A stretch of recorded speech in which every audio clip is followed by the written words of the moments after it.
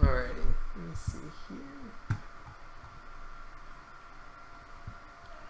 Alrighty.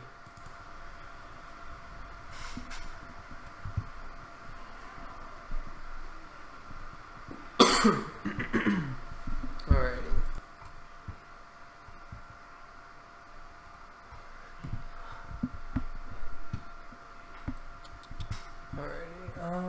Let me see. I'm going through some stream settings here.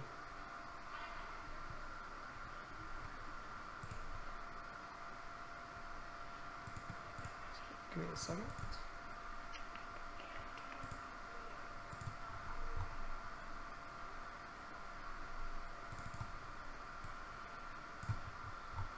Okay. Alright, one sec. Let me make sure I can support the HD stream I'm trying to do here.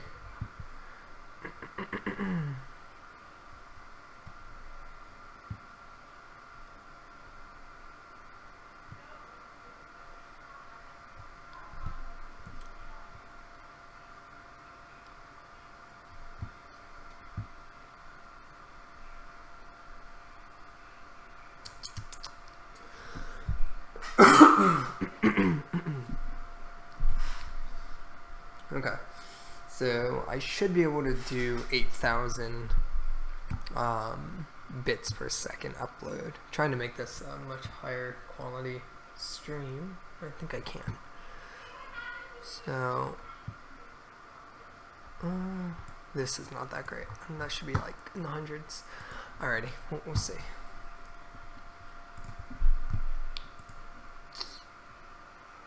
Alrighty, we are going into, let's see here, so I have my client and server opened here. Here's the client, here's the server. Okay. Alright, so one thing I need to first figure out is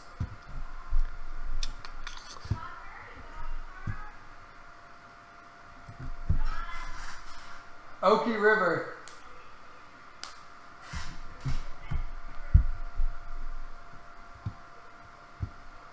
Alrighty, let's see here. Alright, so let me go ahead and build. I'm going to go ahead and build this server. I'm going to run the server actually. I'm going to build a couple clients. I basically want to bring over now. So what I've finished basically in the last video from like a month and a half to 2 months ago is I finished the integration with vBulletin, and I can use my vBulletin login to basically get into the game. So what I want to do now though is have my player info, like my username, carry over so that when I send a message it will say my username. So I'm going to go ahead and just build a couple of these guys. We'll go ahead and call this Unity projects, example script assets. Put this in Unity projects, client, put it here. Alright, we'll run a couple of these clients. Alright, so right here the server is on. Let's head on over to our client.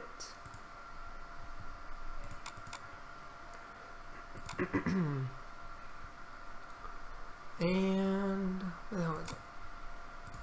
Client. Alright, and let's go ahead and start this up. So here's one of them, and here's another one. Oh, right, I have to basically create a new build if I want to do that. Alright, so I'm going to run one of them. Alright, so here we go. So client connected, handling message for connection 1, client connected 2. Okay, weird. How did 2 get connected here? Oh, okay, it did open 2. Alright, good deal. So as you can see here, I have 2 clients, right? So it's recognizing that I can go ahead and log in here with my admin account. I can go and say, alright, login successful. And I can go ahead and log in again with the admin over here. Now this is actually a bug I need to check for.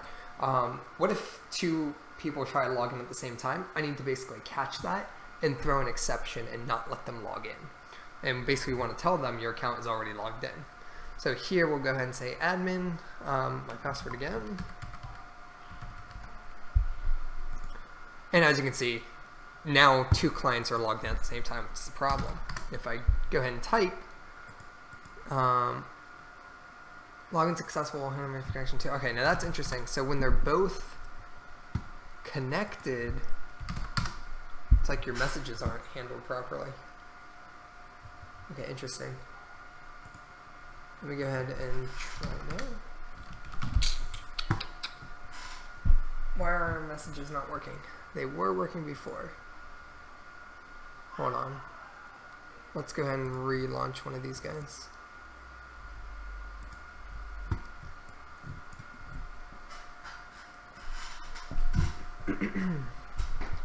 Okay, so we'll log in with our admin. Log in.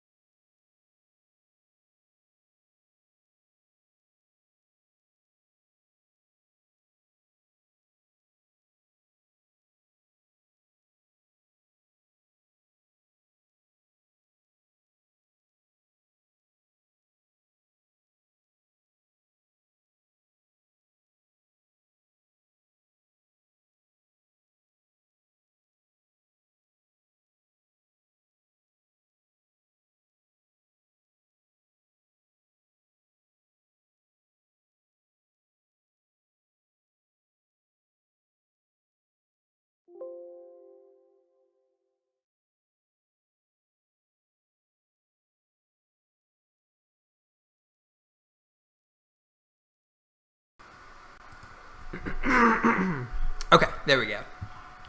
Better. Alright, how's that? Better? Can you hear me now? Okay, so, alright, so what I need to do here is I need to figure out why the hell my message system isn't working, because it was working when we last left off. So I'm trying to see what broke.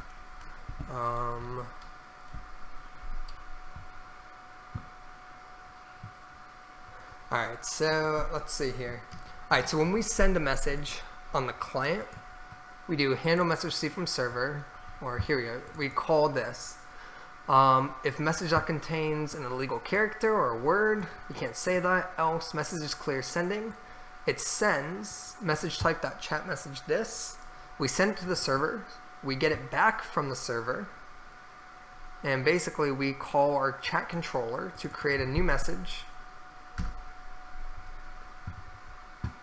And we call it int connection ID and string new message. And when we do that, we call message instantiate message prefab. Alright, so let's see if we even get here. Let's add a log here.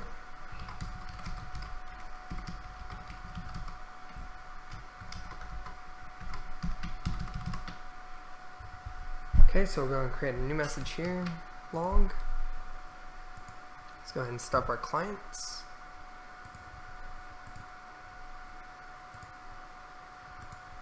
Alright, so server is running. Let's go ahead and run our client. Alright, so we're connected to the server, message is clear sending. Go ahead and log in.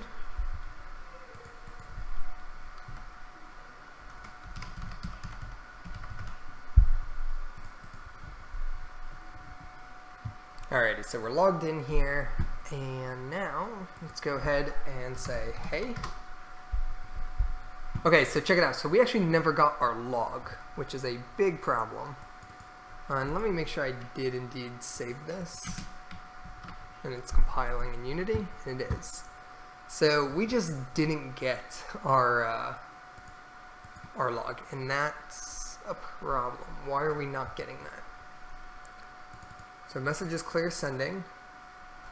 Okay, weird. This is getting called before anything actually happens.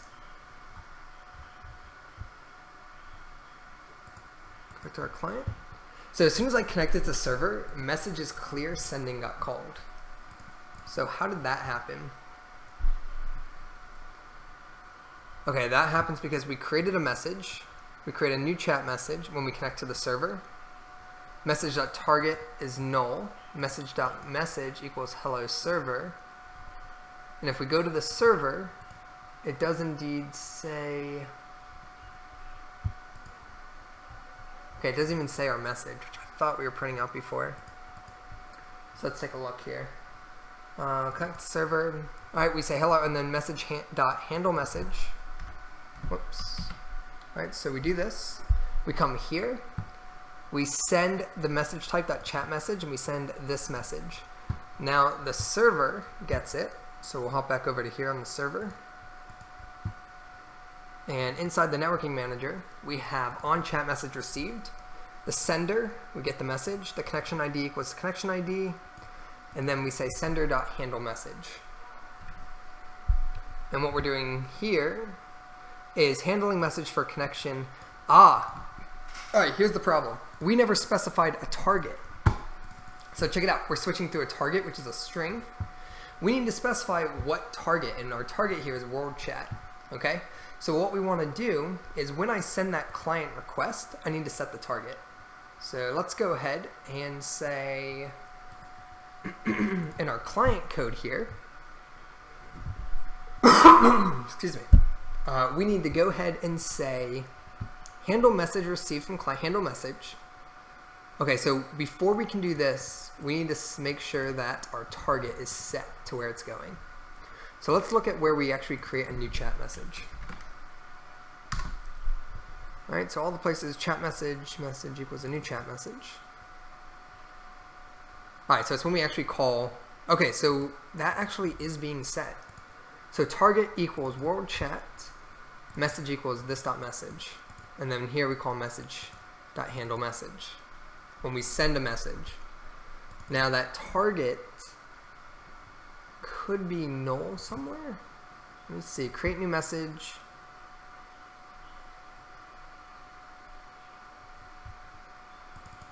Where does this get called from? Alright, so this gets called from our message handler chat message class. So so here we go. So chat message is part of a message base. Every chat message has a connection ID, a target, and a message. And then here we have functions to handle the message, and then we have function to handle message received from server. Alright, so this is sending it. This is the client.send. And then here, so this sends it to the server. So we're sending the message to the server, and the server is not processing it because there's no target. So here is what we need to do. Let's go ahead and say message sending with target.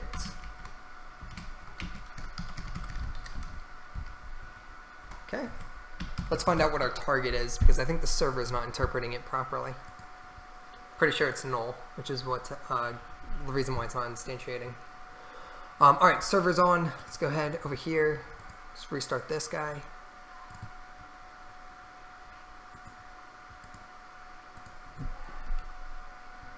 Okay.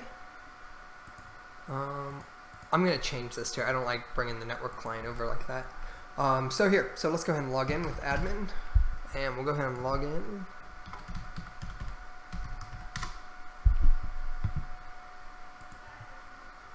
Alright, we logged in, and what we have here, when I send a message now, is hey. Okay, here we go. So the target for hey is indeed world chat.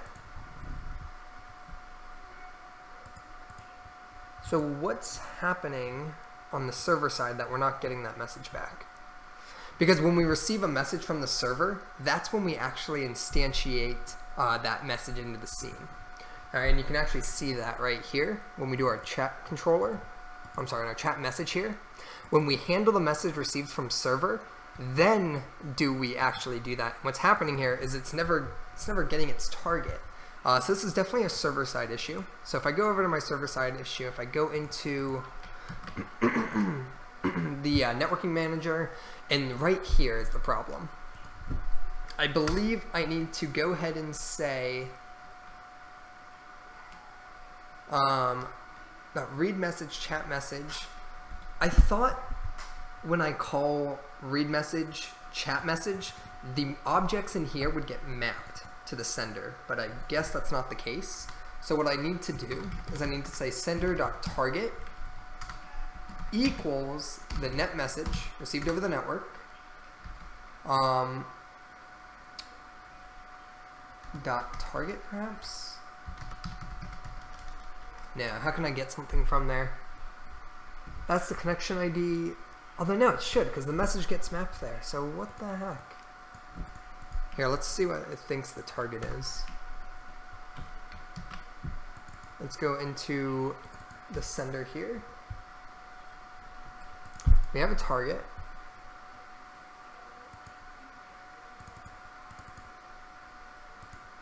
Handling message for connection.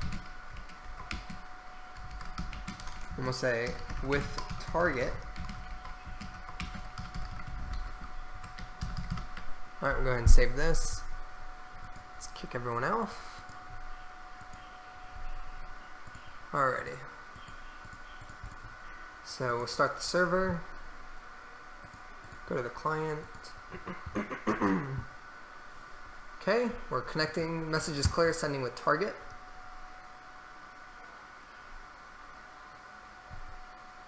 Oh, okay. That one was null, which is fine. So here, let's go ahead and log in.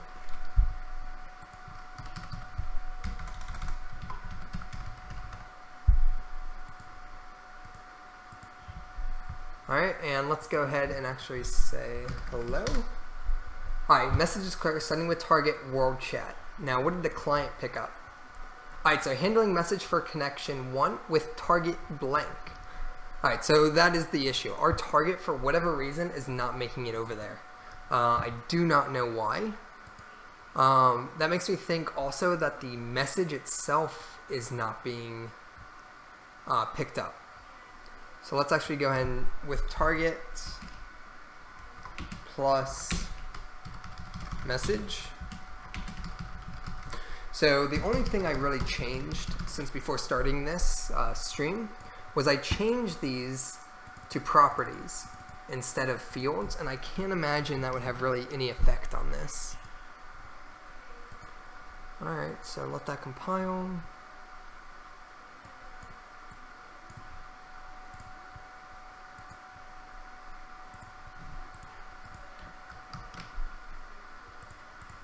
Make sure everything is saved over here. Alright, let's start the server. Head on over to our client.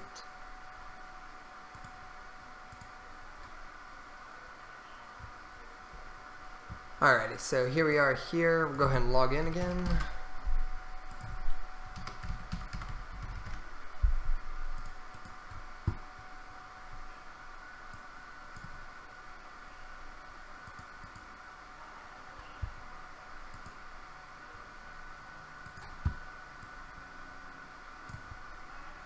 Okay, let's go ahead and say hey. Okay, so check it out. So the server has no clue what our actual message is. Alright, so that's a huge problem. So let's look at where we actually grab that. On chat message received from server. Received. This is the client network manager. This is inside the client. Let's head on over to our server. We have a network manager. We have on chat message received. Net message, .read message, chat message. Alright, and let's grab this. Debug.log. Let's see if I can grab it directly from here. Message is sender.message. I don't know why this isn't working anymore. It's super upsetting. Alright, let's see here.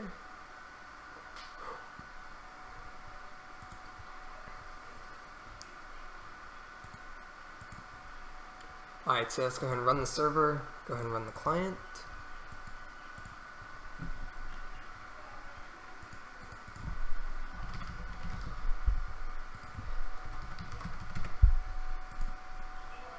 Alright, login successful, yada yada. Let's go ahead and say hey. Okay, so here we go. Message is coming back as empty.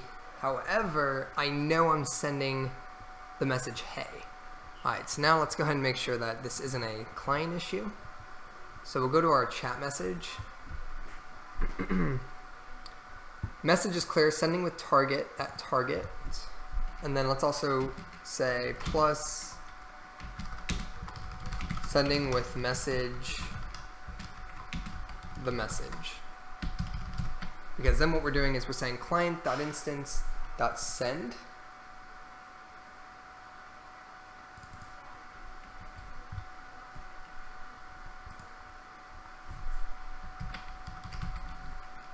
Oh, hold on.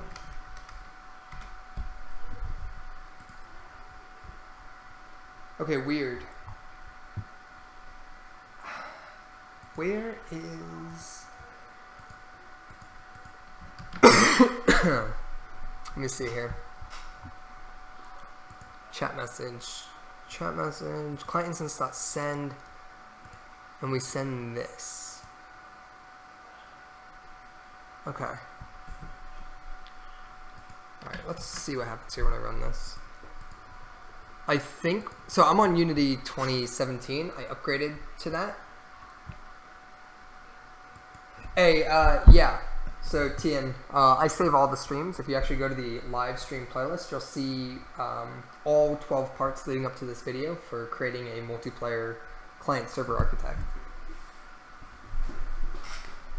Alright, so let's go ahead and see here. We're going to go ahead and we're going to run the server again. Head on over to the client. We're going to run the client. We connect.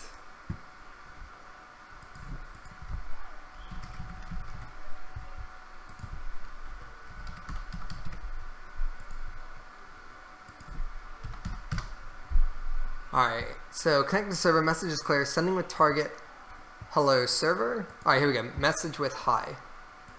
Alright, so it is indeed getting sent, but it's getting lost. Message type dot chat message, and message type chat message is 48. And if we look at the server, message type chat message is 48, and on the server we handle that, and it's supposed to get mapped automatically. So why is that not working?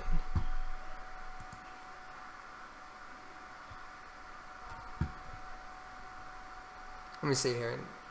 Network message, net message.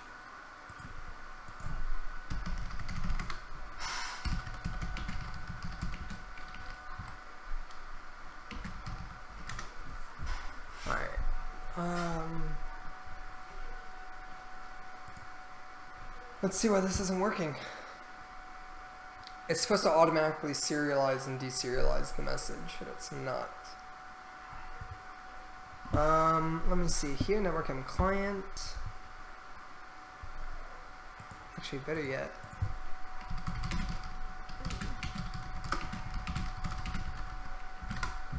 Let's see how we send a message here.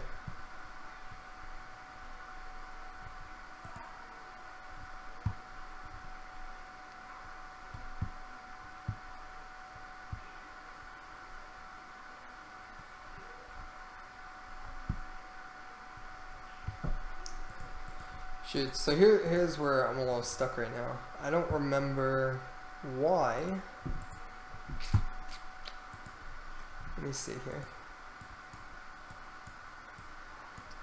Oh, I did want to bring this over. Okay, hold on. So inside my client here, I have an instance variable. We return the client.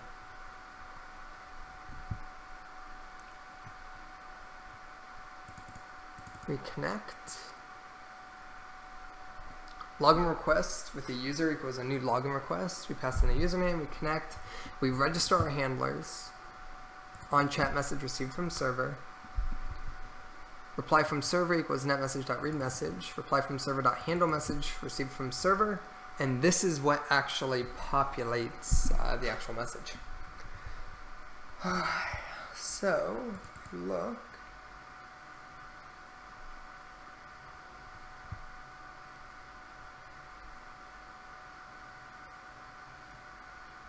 Okay, this is how this works. So this sends a network message with a message ID to the server. This message is sent on channel 0, which by default is the reliable channel.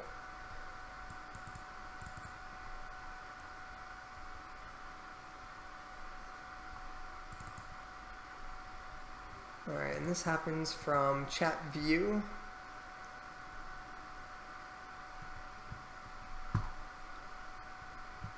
So here we go ahead and say we create a new message, message equals chat message input.text. New chat message.send message. We go to this function here and we create a chat message.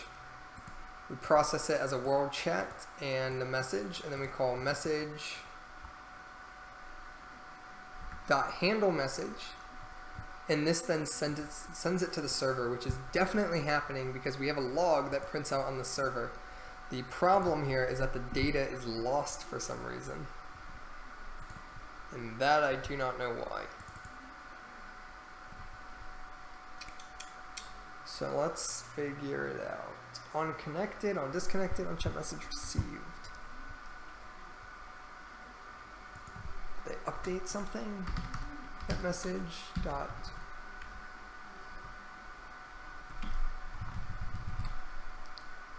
Let's see, read message type, where message base new.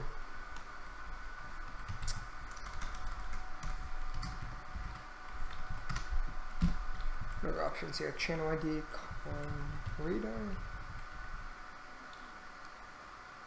Oh wait, hold on. A network reader object that contains the contents of the message. So is that what I need to use now instead? Alright, one sec. Read message versus reader.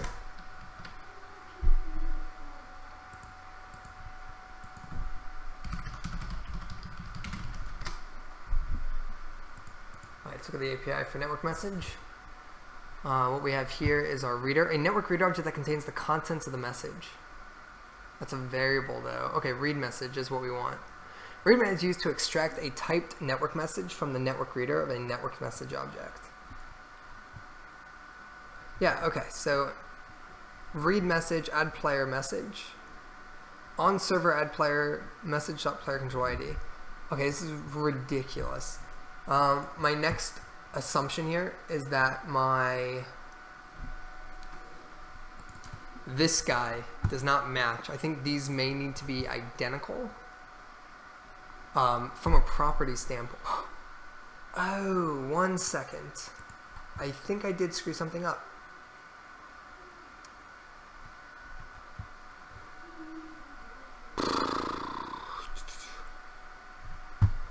Okay, well, I did mess something up. Deserialize to a property.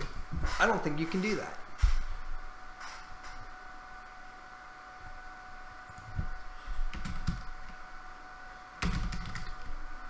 Clearly that's where something went wrong.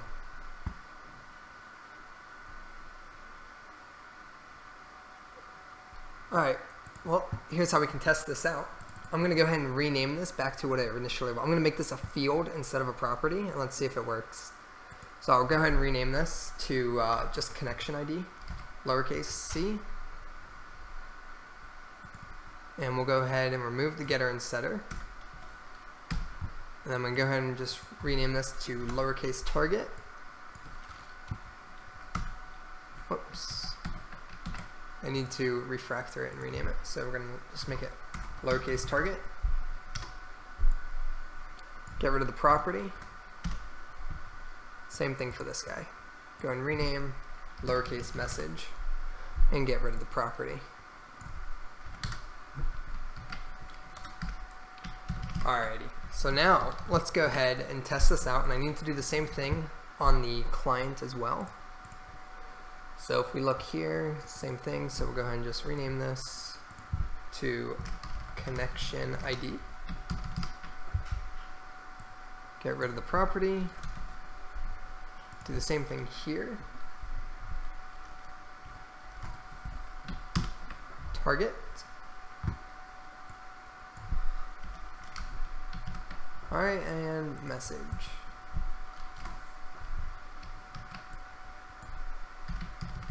Alright, there we go. Shoot, that one did not change properly for some reason. Alright, message, there we go. And target also did not change properly.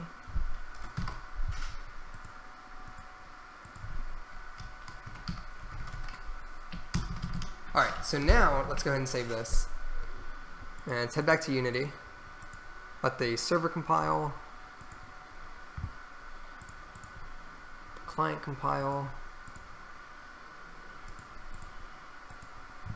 Alrighty. Go ahead and start the server. Start the client. Alright, now we're getting an index out of range exception. Network reader.readByte out of range. Okay, I don't know why we're getting that. It's really annoying. Network reader.readByte out of range. Okay, I'm gonna go ahead and just let it continue running for a minute just so I can test this out. Hey, what's up, bpyro? Alright, so let's go ahead and do Piper. Okay, so login was successful. Let's go ahead and say, hey. Alright, so now we have a new problem. Alright, with target world chat sending with message hey. So we know we sent that to the server. Now we got this error here. Chat message sender equals net message.read message chat message. And what's it not like?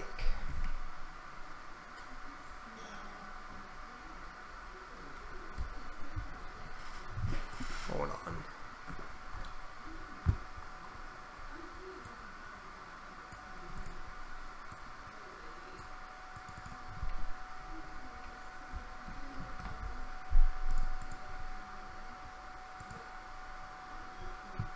Network reader, read by out of range.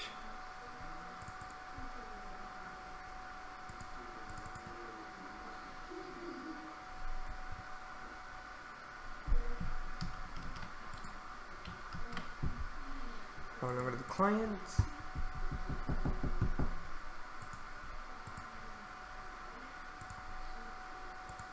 Make sure this one's okay.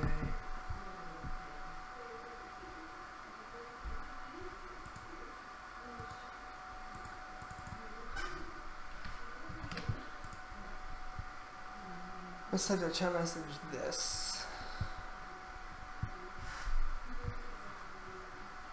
Oh, that's why, guys. Store property. God damn. Alright, let's go and test this out again. Head on over here. We'll run the server. We will run the client. Okay. Ah, and now it works. So that was the issue. As you can see here, with target, the target is null because it's the initial one, but the message did get transferred. So good to know, message types cannot have properties, they must be fields. As for why that is, I have no idea. I'm sure there's a logical reason for it, but I don't know why.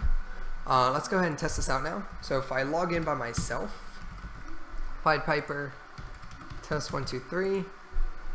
If I go ahead and do this now, it's going to work. So you can see here that it did pop up indeed. And you'll see here it says the 1 next to my name, and that is, or the 1 as my name, and that 1 is my connection ID. What I'd like to change that to be is I'd like it to actually be the player's name instead of their connection ID. Alright, so let's go ahead and just real quickly, I want to sort of boot this up. Yeah, let's go ahead and fix that. Oh, and actually, I do want to check one thing. I want to know what happens when I log out and log back in if my connection ID is always the same. So let's log in here. Oh, here, hold on. I need to build this first.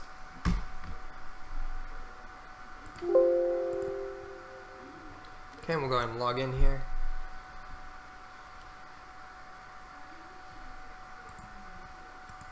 Alright, so we're going to log in on the client.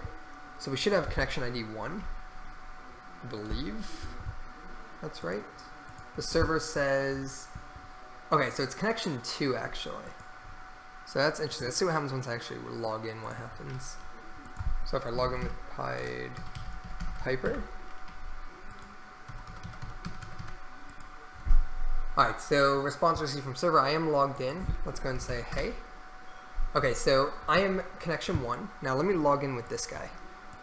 So I'll log in with the admin.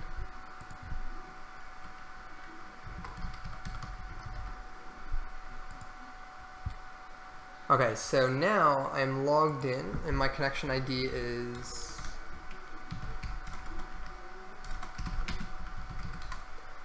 Alright, so there you go. Let's see here. Okay, so handling message for connection 2. Okay, so now what I want to see is if I log out here, which is connection 1, and I go ahead and say, hey again. Okay, I'm still connection 2 on the server. Now what happens if I log back in here? Do I regain my spot as connection 1? Because this is going to be important for when we handle connection issues with like actual networking things like traded system and basically spawning objects. I need to see if I can do it through the connection ID, which I don't think I can if this is the case. So login would be Pied Piper. Alright, we log in here and I say hey. Okay, so I do get my connection 1 back. Now if the server obviously went down, it would restart. So I am always going to be connection 1 when I log in. Okay, so I don't like that, so I may need to redesign some things. Alright, so check this out. So, hey 1. And we can go ahead and say hey 2. Alright, so what I want to do now is actually want to have it kind of say my name instead of like the 1. So what I need to do is I need to actually I need to change this. I'm going to go into our network manager here for the client. I need to bring over the data from the client. Okay. And if we look, we have our network client at all times with us. So in here we have our client. And technically, I don't know if these are, I don't think I have access to these guys anymore because they're gone.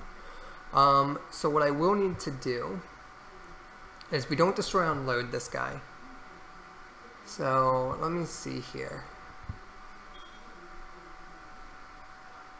I'm trying to think the best way to carry over the name from a scene. I don't know if I should hold it in this class. I kind of want this class to be responsible for purely registering these handlers, which is how we communicate with the server and back and forth. That's really what I want this class to be. I don't really want it to be a data packet class for anything like name and stats and all that crap.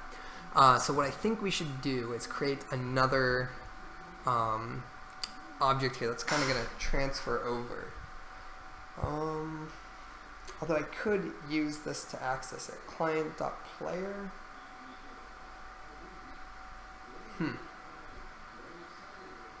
Oh, you know what? Let me see. Let's see here.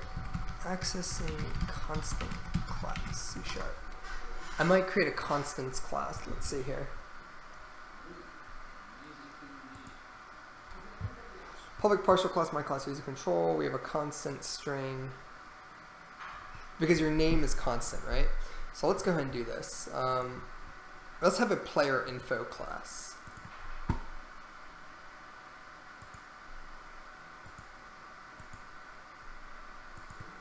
Although, shoot, I don't know if I want to do that either. Crap.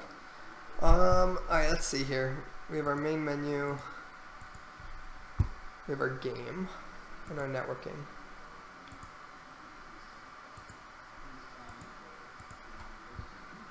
Okay, I think I might be able to do this. Let's see. Alright, we're going to try this. So here's all the chat stuff for the game. Let's go ahead and create.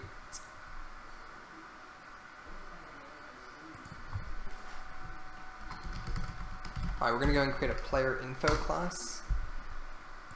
And inside this player info, we're just going to basically hold basic attributes about basically our players. So like I can store the IP address of the player, the connection ID of the player, and so forth in that. Because that way I can access it easily. Now let me see here if I can actually do this. So this is going to be public class player info. And we're just going to do it like this. Just going to be a class. I am going to say public const. Let's go ahead and say name. Alright, so we have a name. And I'm just going to do this for now. I just want to see.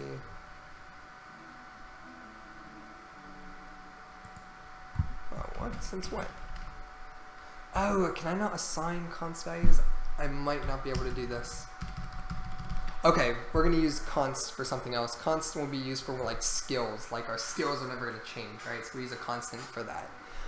Instead, how do I want to create this object? I actually don't want to do this player info thing. Let's see. I need to bring the player name into the game from the main menu. So upon login successful, I need to set that object. So what I could do is that could actually be our player game object. How about that? So here, inside of our game, right, we have just the canvas and so forth. But let's actually bring our player over into that. And the way we can do that is we will go ahead and create an empty object. And we will call this player. Okay, and we'll go ahead and create a new game script.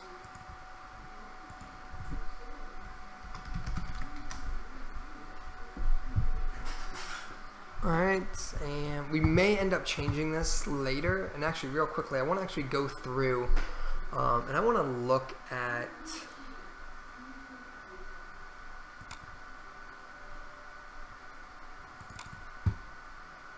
Let me see here. Where did I put that 06 thing?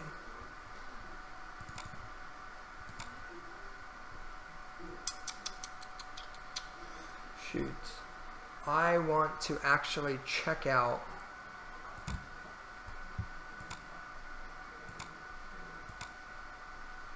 there we go. I actually want to see how it's kind of done in RuneScape. So they have their server, util class, useless, go into com. Alright, so here we go. So they have a model class that's going to have your players in it. Let's see, this is your banking, this is your round item, high scores manager. Not what I'm looking for. Their MySQL stuff, don't really care about that. So what containers they have. This is the equipment for the player, the inventory, the item class and their functions. Shoot. I'm looking for, I think this might be in the bins directory.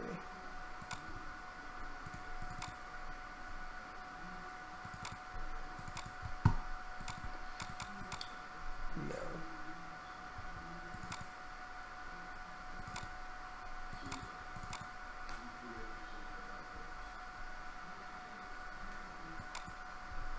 Shoot, I'm trying to think the best way to do it. I really don't want to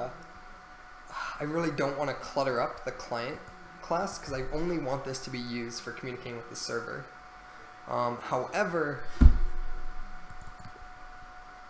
maybe storing just the player name in here isn't such a bad idea. Let's see here. So inside here, right, we do on connected, on disconnected, on chat message received from server,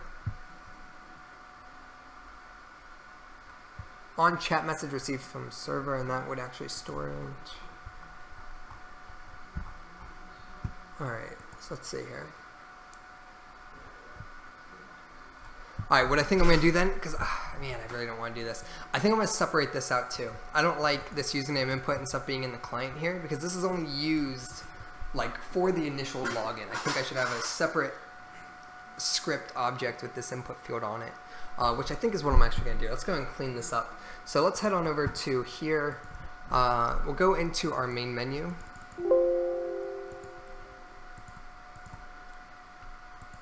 Okay. Make sure our server's off. Yeah.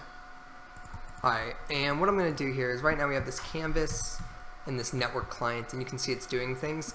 Instead, what I'm going to do is I'm just going to actually go ahead and we're going to create a new object in here. It's going to be our login.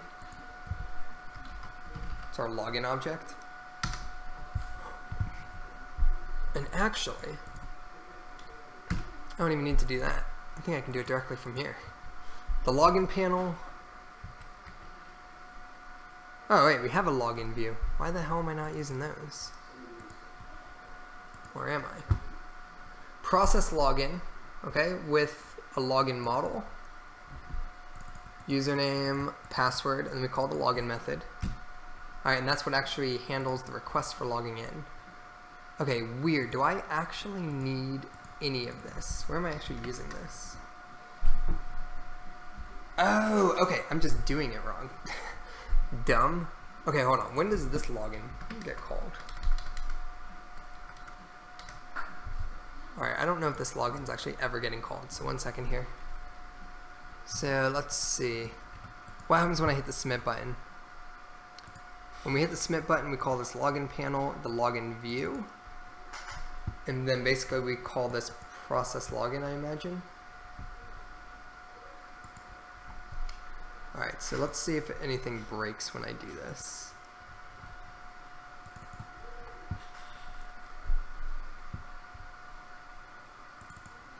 Oh, okay. Hold on.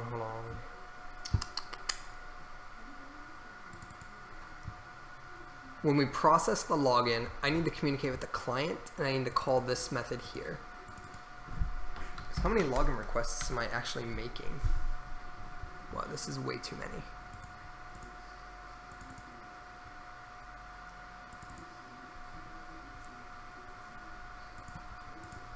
Process server response. we're either gonna, so this is the server response, we're encrypting our password, we're getting our MD5 hash, we're verifying the MD5 hash. That's that login request. Where else is this? The message type, client instance.send. Okay, here we go. So we have this handle request method that's actually sending the request. So where does this get called? In how many places? Okay, so from the login model.cs file is where we call this. So when we, okay, so here we go. So here we create a login request when we call login. And then we say user.handleRequest. And then here we're doing like the exact same thing inside the client. And I actually don't think any of this is being used inside the client. So hold on. I'm going to remove this. See if that's the case. Hopefully it is. Everything still works. Now I want to also comment out these. And hope I did not just break everything. So let's see here. We should still be able to log in just fine, I imagine. Pied Piper. Test. Okay, and I can't because network client send when not connected to a server. Okay, so what happened there? Why does that rely on this?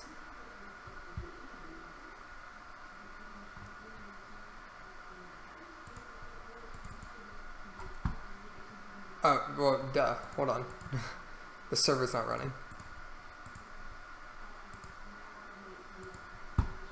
Alright, server's on. Let's go ahead and run the client.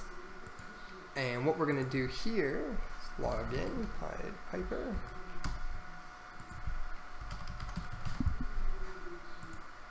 Okay, login worked. Login successful. Good deal. Alright, so that saves a lot of room. So let me go ahead and clean this up now. This here is not needed. This login's being handled already separately, which is great. Okay, so now what we can do is if we go back to our, let's go to the main menu. Alright, so we have our canvas here, we have our login view, and that has our username and password. We have our username field here, we have our submit button, and that calls into the login panel, which is here, and basically calls this process login method, which then creates our login data and calls the model.login function, which then creates a login request, which if we look is a network message, and we fill in this data from that request, which you can see right here. So we fill out the request and we call user.handleRequest, and then we say send off this, and we already assigned all of this good stuff, the username, password, request code, and all that good stuff. Alright, so, and then everything else happens. We process the response and all that good stuff. Alright, so let's go ahead and grab our player info now. Alright, so let me make sure real quickly too. Just want to check something.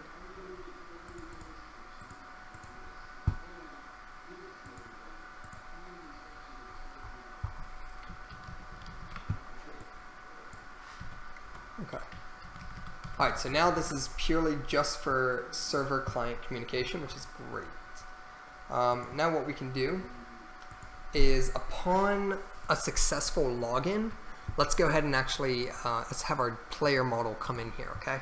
So here what we're going to have is we are actually going to create a new game object, and this will actually be our player.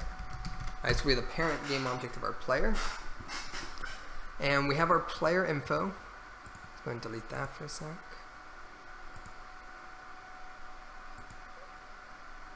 Alrighty, so here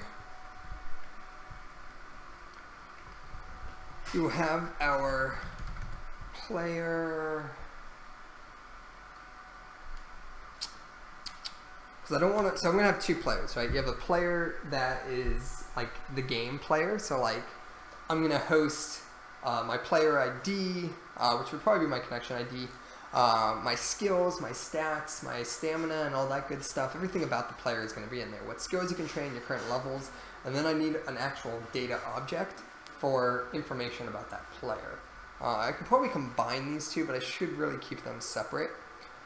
So let's go and just call this, we will call this just player info. Trying to think if I should follow an MVC pattern or not. We'll call it player info. Alright, we're going to attach it to the player here.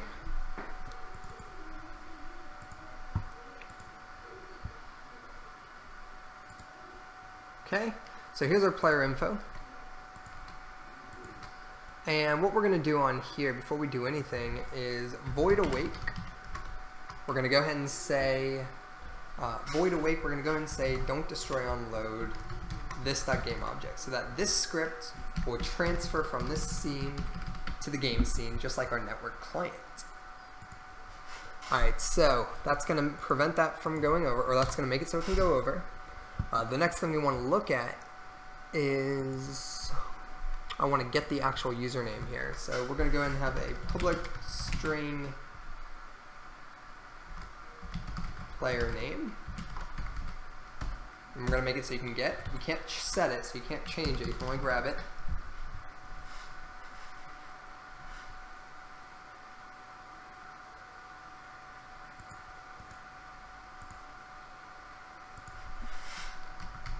And get private set.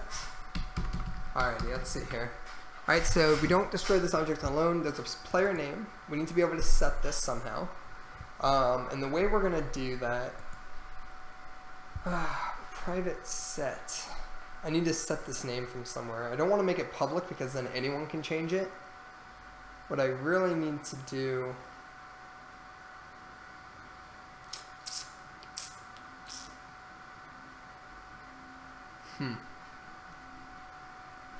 public string player name.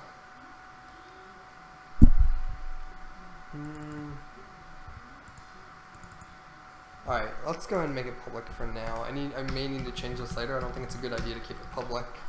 But here we go. So player info has a player name. And maybe it's okay to do this. Public string player name. Alright, and what we're going to do now is on our client here, when we get a message from receive, so on login request received from server, what I want to do here, okay, is access that player info. So we're going to say login request user is the user, and then user.process server response, and this is where it's going to load the scene and all that good stuff. So actually what I should do is right in here. So when the login is success, this is going to load the scene. Assign player info their name. Alright, and that is stored in their username. So we can go ahead right here and we can access the player info. So let's go ahead and turn him into a singleton perhaps. And actually this is a great time to go ahead and actually create a mono singleton. And a mono singleton is basically an easy way for me to create singleton objects without having to constantly type out all of this. So in order to make a singleton, right, I had to do this, and then in void awake I had to say underscore client equals this, which I did not do here. Yet this works. Hold on. How is that working?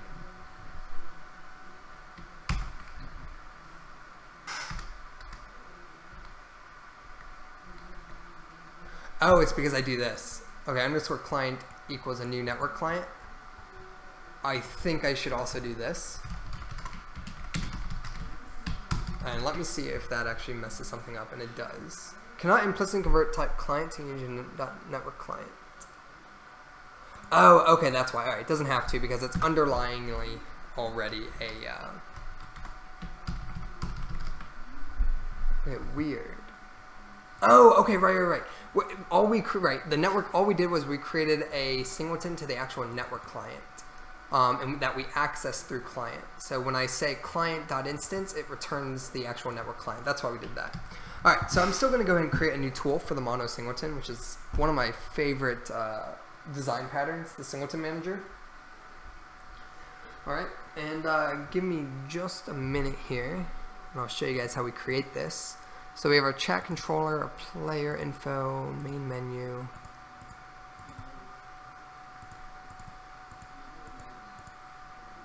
Okay. All right, message handler is not working. Alright, so I'm going to go ahead and create in my scripts. We're going to create a folder called utilities. And we're going to put our singleton manager, our mono singleton in there. So let's go and create a new C# script. Mono singleton. And I think I'll make actually a separate tutorial video on this too, because mono singletons are pretty awesome. So mono singleton. Go ahead and open this guy up.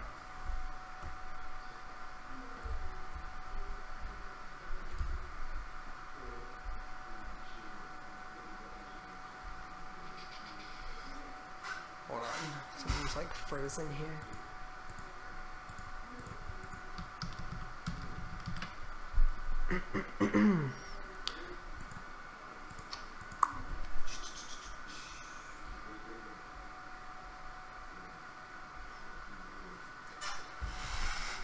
Alright, hold on. I'm just trying to clean this up a bit. Okay. Alright, where's our mono singleton?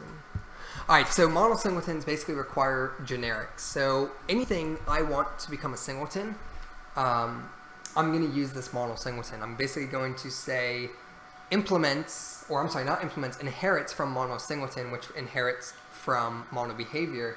And that will allow me to turn anything into a singleton just by adding just by deriving from this class, and it could be any type basically, which is awesome.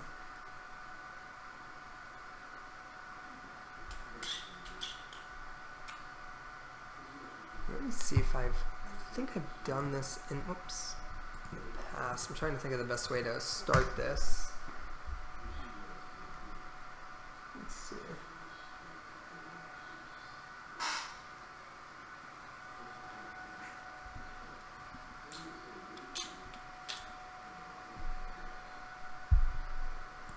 Here, give me 1 second here. Just want to check something. I don't know why we get this too. I want to try and clean this up. Architect the server. Get some errors. Okay. So, hold on. Alrighty. Let me see if we can find a mono singleton already out here. Extend this class to make a singleton component. Just want to see, get a standpoint for what they're doing. Okay, yeah, so this is a really bad one. We're going to make ours a little bit more better than this. But the concept, right, is that you have an abstract class, which basically is a class that's never instantiated. It's not an object that's created, it's an object that's just standalone. Like, it can't be placed on an object. And what it does is basically it's a mono singleton of any type, which is what this T is. And it basically says inherits from mono behavior, where T of type inherits from mono singleton. And we're actually going to do this a little bit different because this is just ugly. And then you can see here it's sort of the same thing. We have our private static instance, we have our public static instance, and it basically assigns it for us. And then here on application quit, we might use that. I'm not 100% sure. Let's go ahead and do this.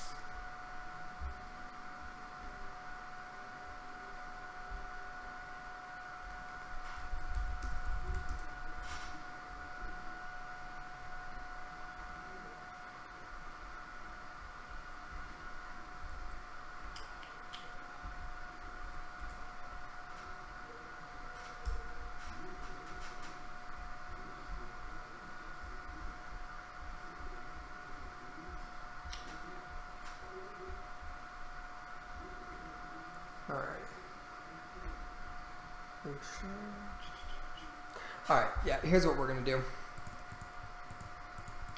Alright, so let's go ahead and write this out from scratch. Alright, so here we go. So we're going to create a mono singleton Alright, that needs to be an abstract class so that it's never on an object, so only can be inherited. So public abstract class mono singleton, and it can be of type anything, so we do type T. Alright, and I think it needs to be capital T of type. And what it's going to do is it's going to implement, this class is going to implement mono behavior.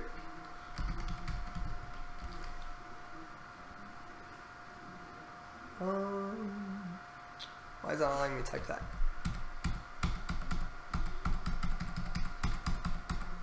Okay, here we go. Which implements mono behavior, and then I'm going to go ahead and we're going to say where T implements mono singleton. Type T. Alright, and here is our class. Alright, so we have our abstract class of mono singleton, which can be of any type, which inherits mono behavior, where T, the type that we're turning into a mono singleton, inherits from mono singleton. Alright, a little confusing, I know, but it's an awesome design pattern, and you'll follow along as I sort of create this. So the first thing we want to know is if this instance of the singleton is initialized. So we'll go ahead and we'll say private bool. We'll go ahead and say initialized. All right, it's going to be false. And then what we want to do is just like a traditional singleton, we're going to say private static T. Right, that T is a generic type. It could be anything. It could be my client.cs. It could be my chatview.cs, my login model.cs. It's just any object. So private static T, and we're going to do underscore instance equals null. And then here we're going to do our public static T with a capital instance. All right, we're going to do our get setter. And we're going to check and see if our instance is null. Alright, so if our underscore instance is null, then we need to basically, we need to find it and create an instance type of it. Alright, so what we're going to do here is the instance is null.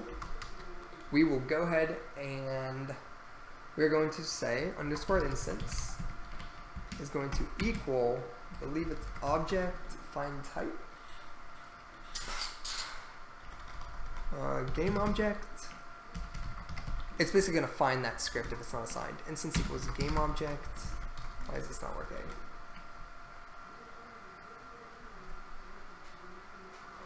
Let's see.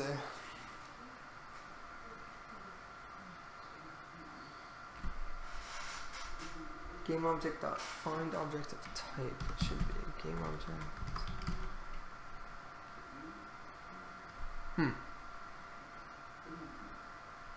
Let's see. Find object of type. I don't know what it's complaining about, but we'll look in a second. And then basically we're going to find type of T, whatever that object is. Alright, so let's see here. Thanks for the videos. I've been learning a ton. Awesome, man. I'm glad. Alright, hold on. Let me make sure there's no Unity errors here when I create this. This isn't our client, right? Yeah. Okay, it's compiling. Alright, what's it not like?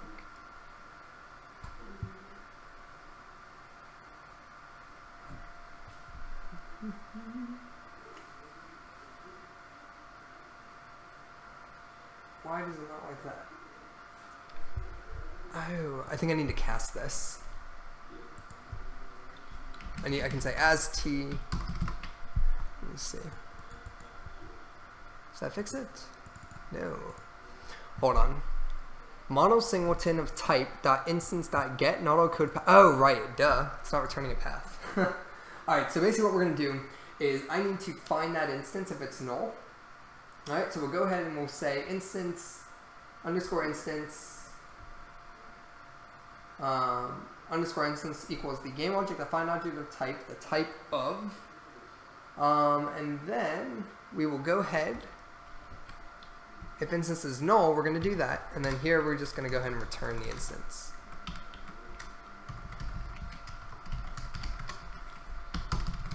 Alright, so if instance is null, that means that we created a singleton that's not on an object, which we should never do. We don't want to lazy instantiate anything for this game. So here, instance equals GameObject.find object of type as t, and then we're going to return the instance. Okay. Let's see.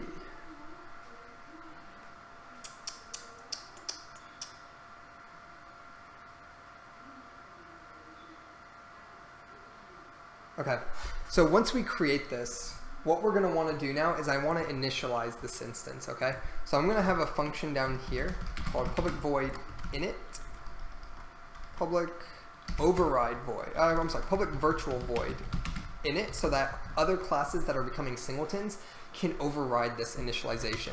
And this is, instead of me using void start or wake or anything like that, I'm going to use my init function here. All right, so basically what we're going to do here is we're going to go ahead and we're going to say, first thing first is we're going to go and say initialized equals true when we do init. And then what we want to do next,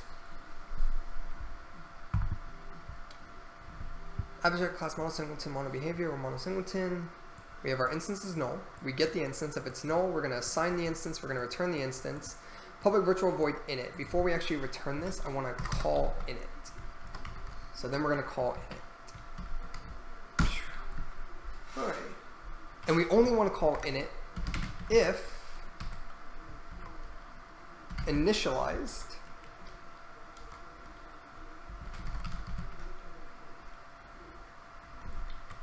the heck.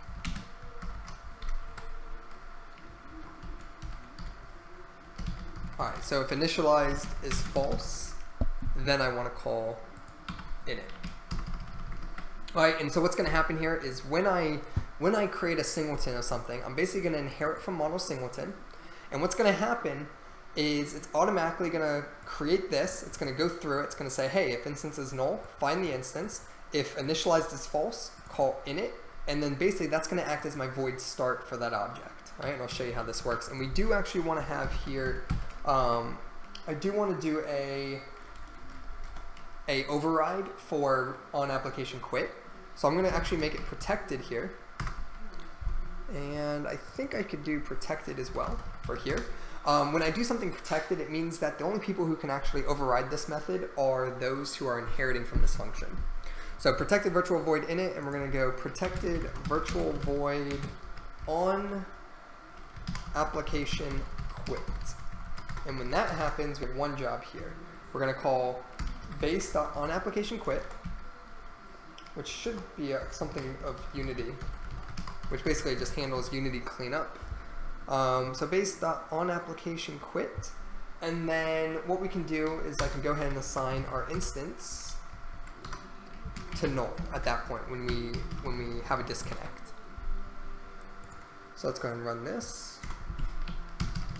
Make sure you have no errors, and I'll show you how this works. Alright, this is called a mono singleton, and it's one of the coolest things about this design pattern. Alright, so we got a couple errors here. What are they? An object reference is required to access non-static member, mono singleton initialized.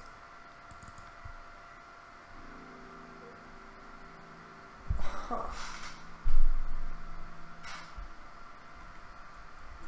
Weird. Do they,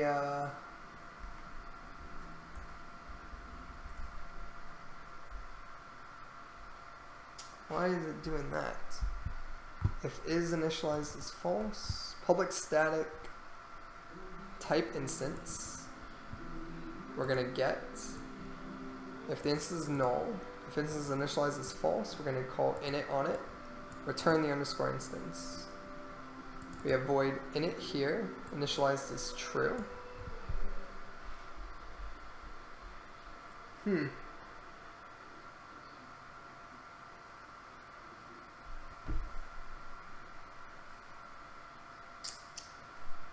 Why is that like that?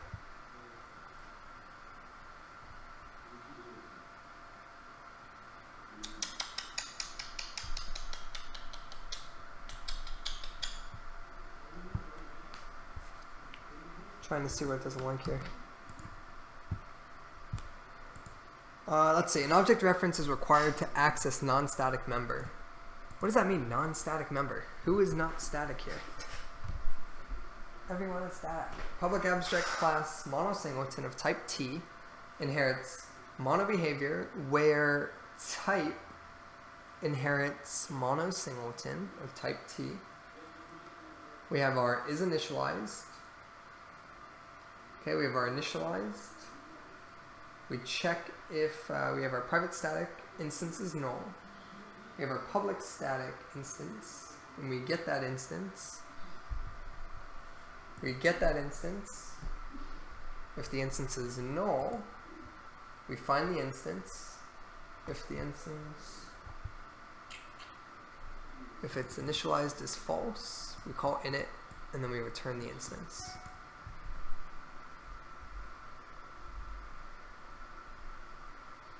I must be like missing something super small here that I'm not seeing. Oh, it's this init part.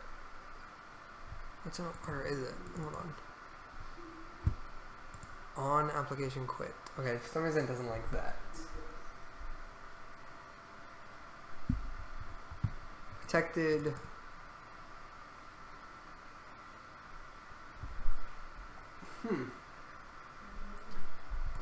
Oh, you know what? I think it's a Unity method, so it needs to be override. I'm overriding Unity's on application quit. Okay, I think that's why. There we go. Alright, now we're stuck with this guy. And it's still bitching about this one. Why? What does it say? Is marked as an override, but no suitable method found to override.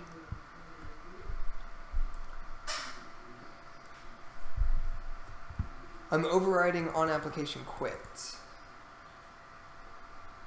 Protected override void on application quit. I'm calling base.on application quit, so I get the initial, all the Unity stuff, and then I'm setting my instance to null. What does it not like? Okay, hold on. Is marked as an override, but no suitable method found to override. Maybe you can't do that anymore. Maybe Unity doesn't allow you to. I could have sworn you could. Hold on. Let's look at this. Just a very minor nitpick, but underscore initialize equals false could be, yes, it could be. Engineer dev in like the professional world, right? I'll do that. But when I'm doing like YouTube stuff and all that, it's to make it more clear for all the viewers. I always do the double equal signs for whether or not it's false or true.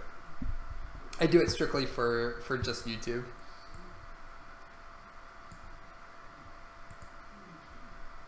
Alright, let's see here what that happened.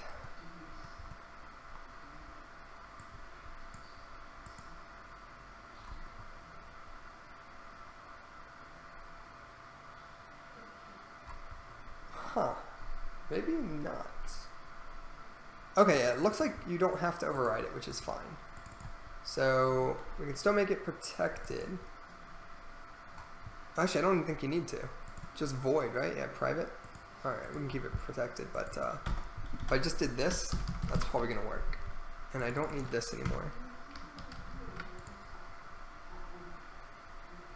So they must have recently changed that, because I'm pretty sure you used to be able to override that. Alright, so we got some new errors. What is this? An object reference is required to access non-static member .init. Protected virtual void init. Why can I not access that from here?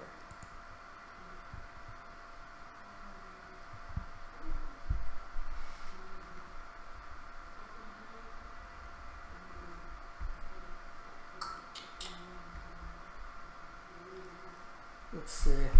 Hold on, let me get back to that. What was this one? So here they're doing if the underscore instance is null. Oh, I could have done that too. The underscore instance equals this as t. I think that might actually be better. I like that. Although I can do find object of type. That's also the same thing. Let me see here. If initialized is false.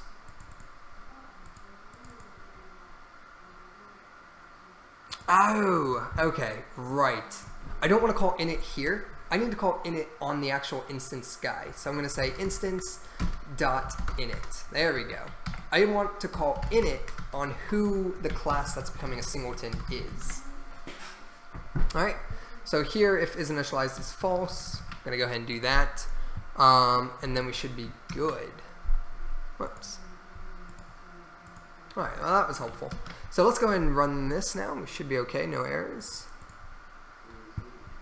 No errors, just couldn't cancel. Motherfucker. An object reference required to access non-static member if initialized. All right, so I don't actually know what the problem with this one is. Private bool initialized is false.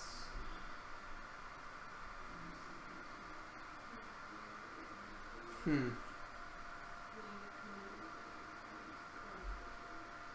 me see here. Oh, is it the same thing? Instance equals null. Underscore instance dot. There we go. God damn. Sorry, guys. All right, here we go. So if the instance that we're requesting, if they're initialized is equal to false, instance dot init is called, and protected virtual void init, we're saying underscore initialize equals true. All right, and this will now work, and I'll show you how we can use this. There we go. Man, that's super annoying. All right, so check this out, guys. Here's what's really cool about this. So right now, I have this mono singleton, and what I'm going to do is I want to turn my player into a singleton. So in order to do this, what I'm going to do is instead of basically doing what I usually do to make a singleton, I'm going to change this mono behavior to a mono singleton. Mono singleton. And I can make it of type player info. Whoops. Alright. And once again, it's upset about something.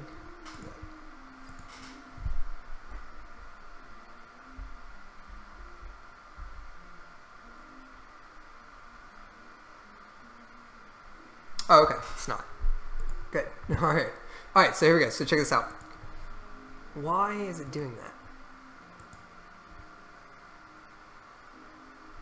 Did I spell that wrong or something?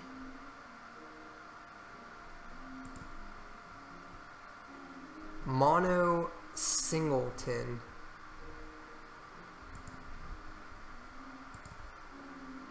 I mean, dude.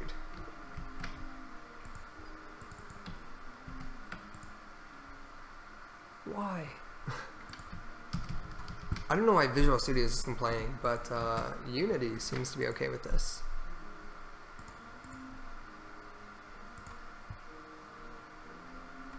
Oh, just kidding. Ah, dang it. Why did I do that? Hold on. Let me save that again.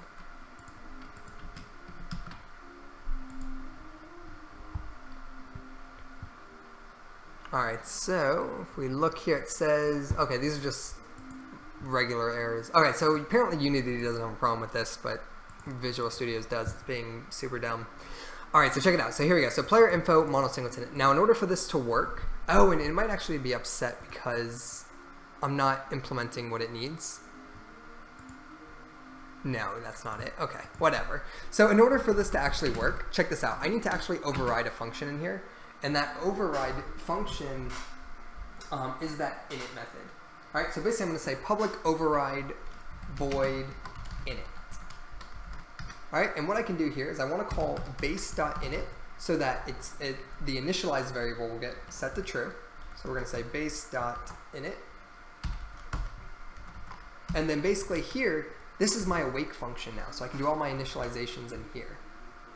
So when we create this singleton here, we're going to go ahead and say basically, we're going to say, don't destroy on load. Wow, kill me right now. Don't destroy on load, and I want to say this.gameObject. Why Unity? Or Visual Studios? What is wrong with you?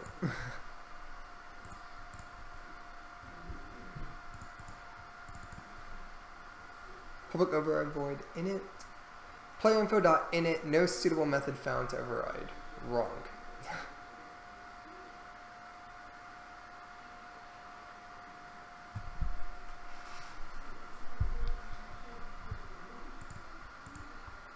Why? Alright, hold on. This thing's being super annoying. We have my init method. This is fine. Let's see, type T.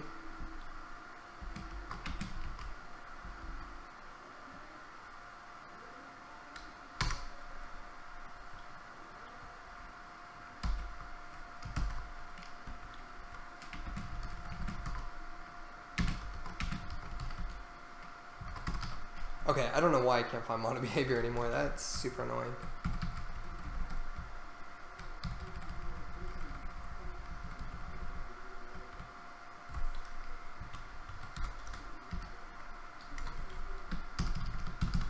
Alright, resave this. I'm going to clean the solution too.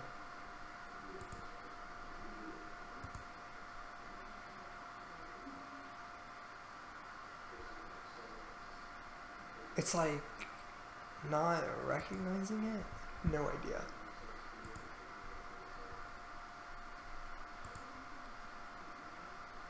Are you missing a directive? Playerinfo.in is not suitable method to override.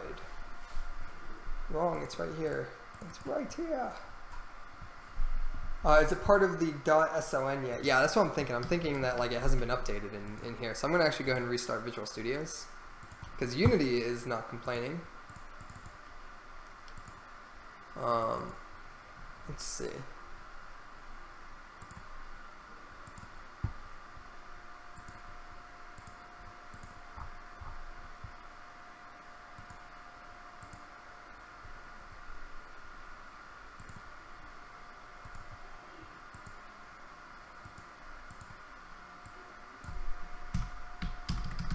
Yeah, let me do this. Head over here. Let's go back to the client. For me, I have to double click scripts from within Unity to generate the SON. Yeah, let's see. Alright, well now there's no errors, so maybe that hopefully fixed it. Okay, yeah, and look, it's not red anymore, so maybe this fixed it. If I go ahead now and type public override, okay, it's still not recognizing my init method. Which means I can't, okay, and there, okay, recognizes it there. Weird.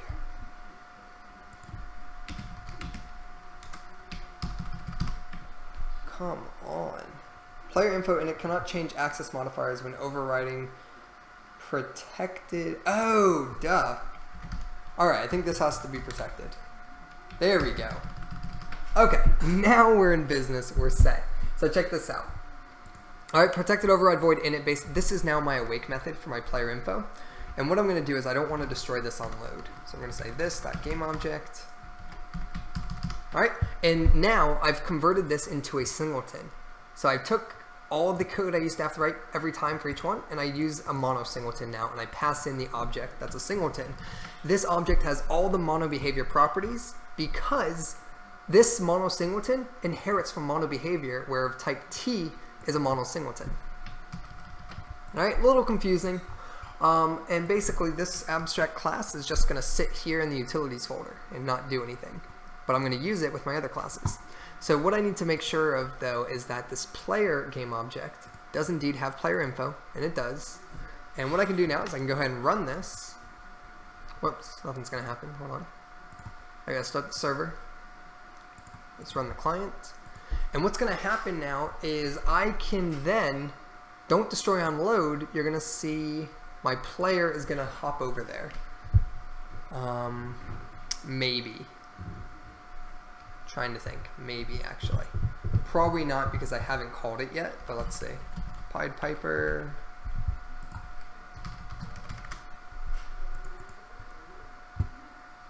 Okay. So it did not come over. And the reason for that is because it was never initialized. So check this out. Let's go ahead and initialize it. So when we get our successful login request, we need to go ahead and initialize it. So in our client here, our login model is going to handle the request. Process server response right here. assign player info their name. All right, we're going to go ahead and say player info dot instance dot username. I'm sorry, dot player name. Okay, I didn't create a variable for that. So let's head back over to player info, and we'll create our variable. So public string player name.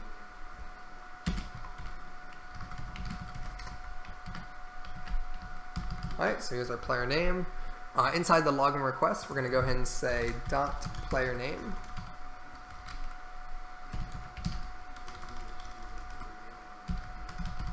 Alright, and that player name is going to equal our username. And now, if we go ahead and save this upon a successful login, let's go ahead and start the server, go to the client. Upon successful login, our name is now going to come over. And now we can make use of it. So here we log in, we go ahead and say Piper test.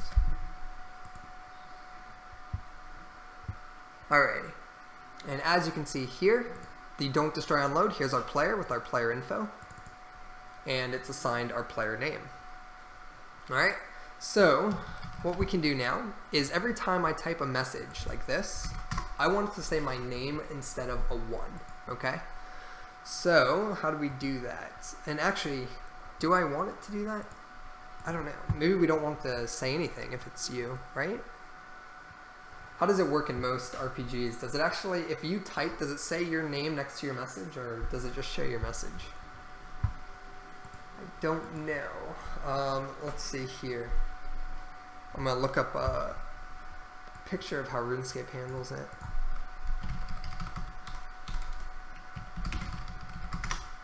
RuneScape message.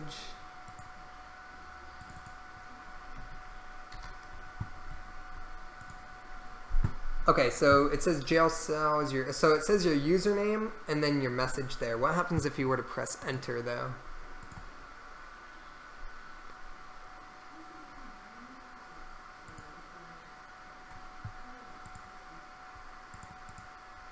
Oh my god, come on, just give me a message. Alright, so it always says your name, so we're going to do that. So we're going to always make it say your username down there. But what about if you actually talk? Holy shit. RuneScape message chat. Alright, here we go. Wonderful. Can't see shit. Okay, it does show your name. Okay, so even when you hit enter, usually it will show your name. Right? Okay, here we go. So why I own. Alright, so this is from Dragon King. So okay, so it does. So it says Dragon King and then your message. Alright, so let's go ahead and we're going to mimic exactly what we see here. So in order to do this, let's do this part first, where the message will always say your name followed by whatever your message is going to be. Alright. So here we're going to go client dropped connection, yada yada. Alright, let's go to the server. Let's go to our client. Alright, so our game is going to have access to our player info. So what we want to do now is open up our chat system here. In our view, we need to tell it to always grab it. So here, process chat message, has only spaces. Let me see here. Input field, chat message input. Where is enter text? Where does that come from? Alright, so this placeholder, okay? I want this placeholder to basically be your username, right? This placeholder is going to be your username. Although we actually always need it to stay sort of like how they do it. So we actually need to modify this quite a bit.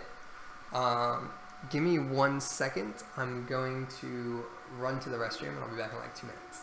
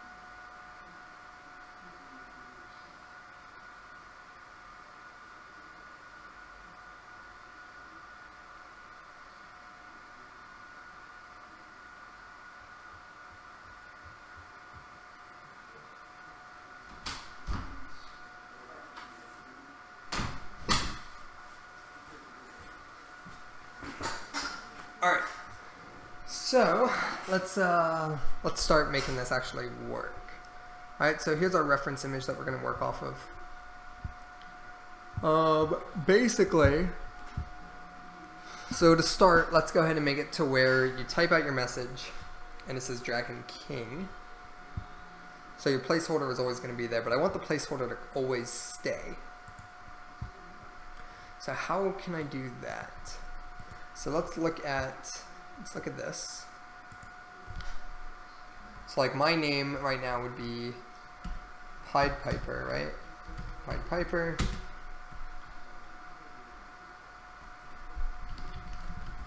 Does RuneScape capitalize your name?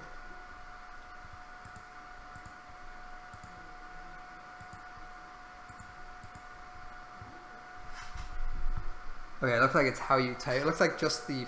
Okay, it is. It's based on whatever it is from the forums, I imagine. Which would be fine. So, for instance... So mine would be here, Pied Piper. Alright, and we'll have a quote. And then basically my message starts here. Alright, and when I type that, it would go through and so forth. Alright, so right now... the server is not on, so it's not going to actually do anything. But basically that's what we want. And then this actually might just actually work. Let me see something.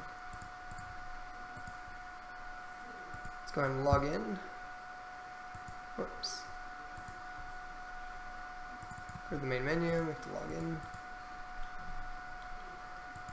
So here, Pied Piper. Okay, so we're logged in.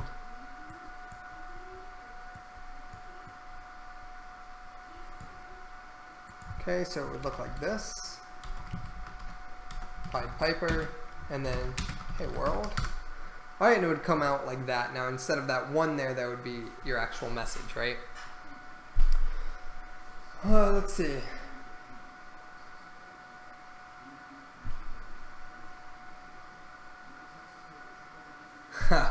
Well, I've been programming for 8 years, so with experience, you'll get a little quicker. These live streams are more so for me to just kind of think out loud and create something in real time with you guys. My actual series is where I would take things slow and kind of break things down and teach yourself how to figure things out. When I am developing like this, though, yeah, if I did it the way I teach my tutorial series, I mean, this would take years. So I'm kind of just going through my thought process out loud for what I'm going to do or what I want to work on, and then I just write it out. Let's see. So, alright, so here's what we need to do. I'm actually going to focus on the chat message first. You see how it says a 1 right there? I want to get rid of that 1 and make it my name. So that's actually already created for us. You see that? That 1 there is going to be replaced with our name. So we already have that similar RuneScape functionality. So in order to do that, let's find out where the hell that 1 is coming from. And that 1, I believe, is coming from our chat view.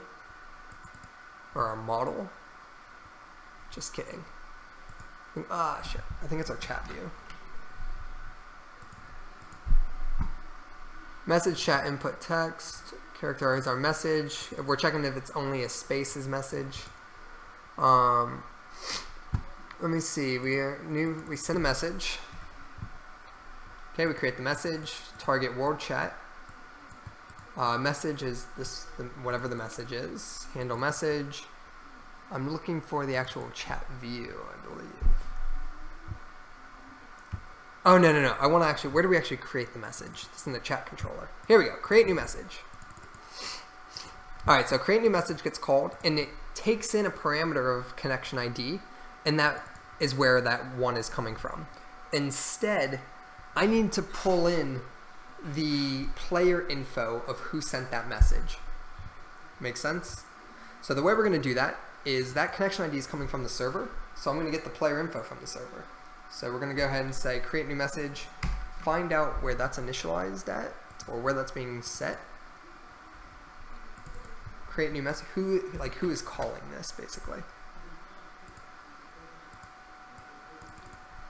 Alright, so here we go. So when we get a response from the server, we are saying from the server, Ah, okay. Chat message. Alright, we need to add another thing in here. Alright, so this is our chat message. We need something in here that's going to hold our player name. So here we're going to say public string player name. Alright, so we have public string player name. And then, let me see.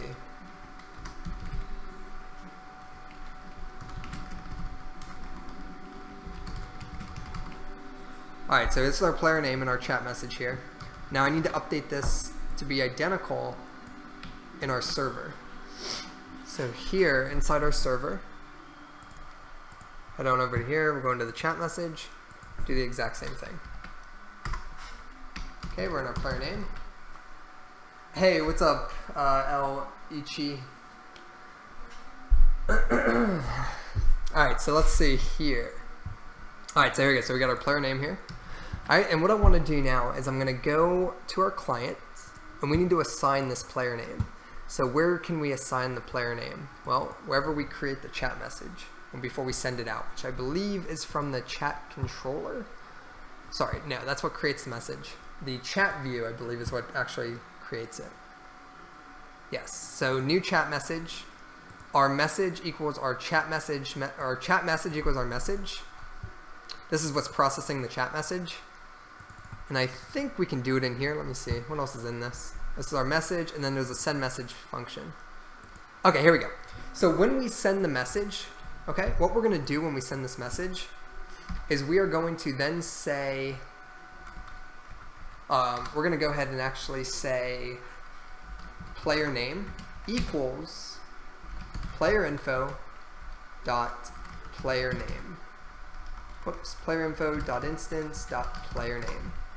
This is going to allow us to send the player who sent the message to the server, and we can get that message back from the server and display it to the user. So now we head on over to our chat message. Player name is there. We send this message. We create a new message, okay? And instead of an int connection ID, we may want that at a later time. I do not know. So I'm actually just going to go ahead and string this on. I'm going to go ahead and say, we're going to say string player name and string message. Alright, and this here is going to become, actually, you know what? I don't think I'm ever going to want the connection ID just because of the way it works. It's not like, here's how I hope the connection ID would work, right? There's 5 people online. When one person logs out, everyone shifts down. So like if there's 5 people online, the first person logs out, then whoever was connection ID 2 now becomes connection ID 1. That's not the case. What happens is the next person who logs in becomes connection ID 1.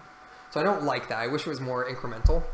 So I'm never going to use this. So here instead we're going to say string player name. Okay. And what I need to do here is we're going to say player name. This is what we're receiving back from the server. Alright, and now what we need to do is we need to go over here to where we call this, which is in our, where does create new message get called?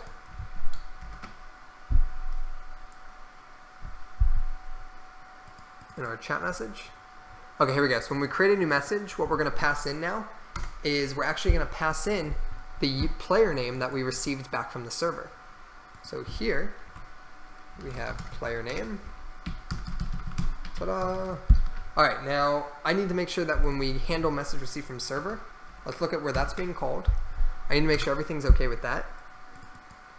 So that gets called in the client, and that's the reply from server, which is this. So that's going to hold the username. So if I wanted to get the username that was from the reply from the server, I could say reply from server dot player name. Alrighty. So now that we're passing all that information properly, let's go ahead and test this out. When I go ahead and type and hit enter, it should actually say my username. So let's go ahead and make sure.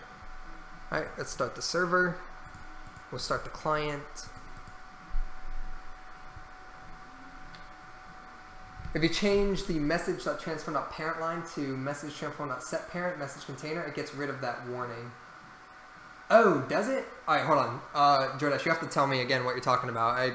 You already cleared the error, but I hate whatever that warning message is. So when it comes back, I'll take a look. Yeah, I started programming RuneScape private servers when I was 16. I'm 24. So I started with Java making RuneScape servers. Alrighty, let's see here. So let's go ahead and log in with Pied Piper. Test. Network client send when not connected to a server. What? Oh, did I not restart this? I must not have. Alright, here we go. Okay, we're connected to a server. Let's log in. Pied Piper. Alright, here we go. So I'm going to go ahead and say, hey world. And you'll see there, it says Pied Piper, hey world. Pretty cool, right? So now let's go ahead and test this with my actual client. So let's go ahead and make a build.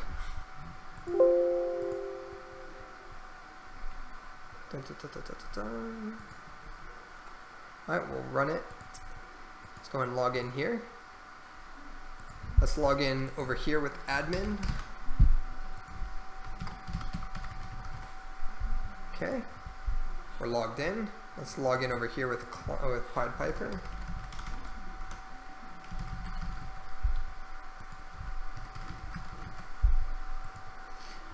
Alright, so check this out. So Pied Piper is over here. So if I say, hey admin, there you go. It says Pied Piper, hey admin. And if I say, hey Piper, what's up? You can see here, admin, hey Piper, what's up? And if we look over here, admin, hey Piper, what's up? Alright, so there we go. So we have our working message in there. We'll have to do the placeholder in a minute. Engineer Duck, I wonder how many methods they deprecate in the latest version. I'm sure quite a bit. I haven't run into any issues yet.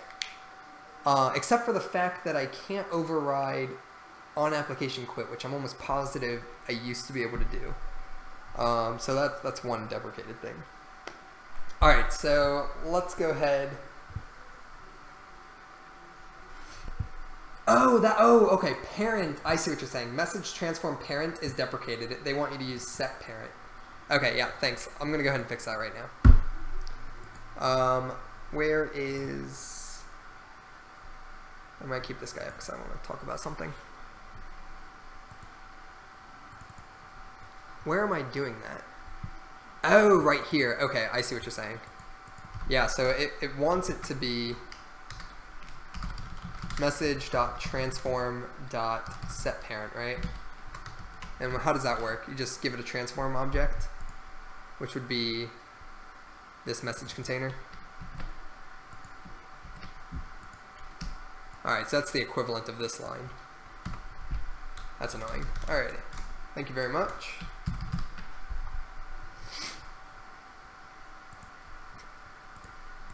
Alright, so check this out, guys. So one thing I want to fix here is I think in RuneScape it highlights your color so you know which message is yours. So like Pied Piper said hey. I think Pied Piper is supposed to be highlighted. Let's see. No, it's not, I guess. Well, okay, no. So it's not highlighted. Alright, so here's one thing that's bothering me.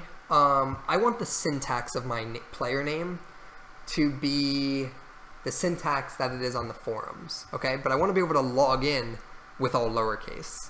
So let's look at why it's all lowercase. I'm sure it's because I'm setting it that way.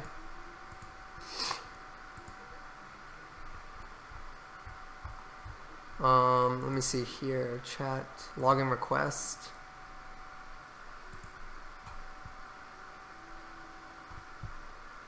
Alright, let's see here, username.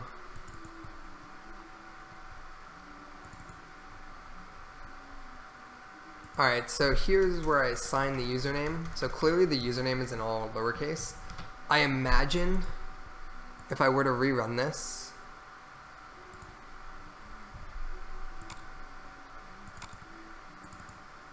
let's see here. If I rerun this with a capital P,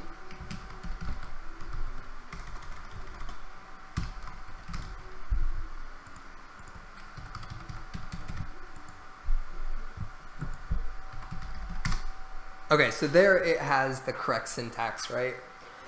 So I want to get whatever it actually is on the forums. So, but I want you to be able to log in however you want, but I want to display it how it is on the forums. So let me look here for a minute. Where is the bulletin? Thank you, Pied Piper. Wait, did I register with lowercase? I don't think I would have done that. What? Does vBulletin automatically turn everybody lowercase? How do I view all the users? Damn it, where are the members? Community member list. Okay, no, it doesn't. Okay, I just registered like an idiot and made it lowercase. Alright, 1 second here. Okay, that brings up a question of, can I log in? Okay, I could. I was able to with Pied Piper. Okay, so it doesn't, something in the logic automatically turns whatever you type to all lowercase so that you can authenticate. However, I do want it to pull this syntax. So like when Gold Matto logs in, right? He can log in using lowercase g Gold and Matto. But when his name is displayed, it will say capital G, because that's how it is on the actual server. All right, so we need to pull this name, basically. All right, so in order to do that, I'm going to look at our PHP files real quickly. Let's look at our login. No, yes. Or login. Let's see what comes back from this. Alright, so inside here we pass in our username. Alright, so we get the username and password. We select all from players, the players table where username equals the username we passed in. The result is a query. And while the row has a result in it, if password verify, this is our password. If the password matches, we have a matching username and password, we log in. Password is invalid. And 3, username or password is invalid. Okay. Not very helpful. I wanted to see how it, where I'm actually telling it to do like 2 lower. Maybe I'm actually doing that server side. Alright, let's see here. Login request. I process the server response. No. Encrypt the password. Alright, that MD5's hash. So I get the MD5 hash. I verify the MD5 hash. And then I encrypt the password using that hash. Okay, what about like, where the hell am I passing in the username here? Player info.instance.playername. This is the process server response. I don't want to process the server response. Okay, here we go. So it's alright, so it's handled on the server. So let's go ahead and log into the server here. Oh, ha! Engineer Duck, you're the Gold Matto. Cool, man. Alright, let's see here. So handle message, right? So when we get on the server, we have a login request here. We're going to handle the request. We're going to process their login. We create, okay, here we go. So the username form, we're going to pass in their username that they pass to us.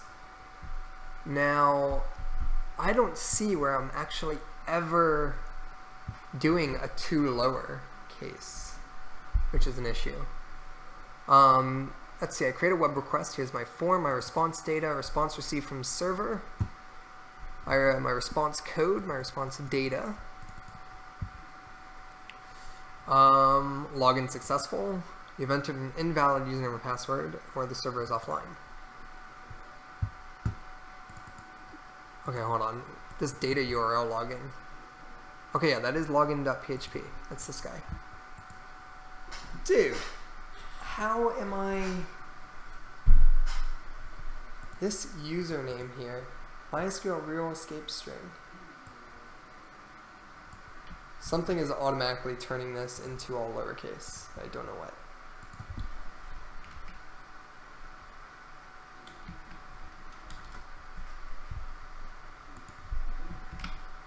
MySQL real escape string.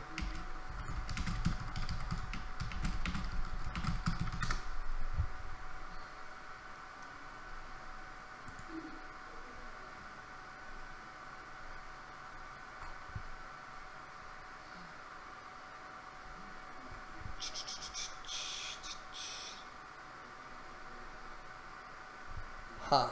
I honestly don't know why that's the case. Oh, also, some chat channels should show only for players that are around, right? Yeah, exactly. So the world chat is basically, eventually what I need to do is I only want to instantiate this chat message if you're within range of actually seeing me, right? So the way it works in RuneScape, right, is if you're in the opposite side of the map, I don't care what you're saying. So, and it's a waste of processing time for me. So I only want to actually relay the message to those in range of my player, which is something we're going to encounter very shortly. But first, I need to actually get the actual proper name. So, something is turning it all lowercase, which I am not a fan of. And I really want to fix that, but I'm worried it's going to be a pain in the ass to do, which I think it is. Hold on, let me try something. GameDeveloperBootcamp.com/login.php username equals admin. Alright, that did absolutely nothing. So why did that happen?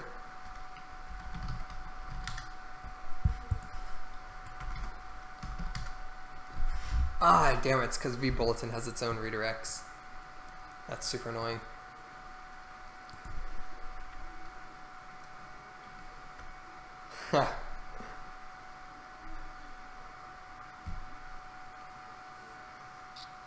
Let's see.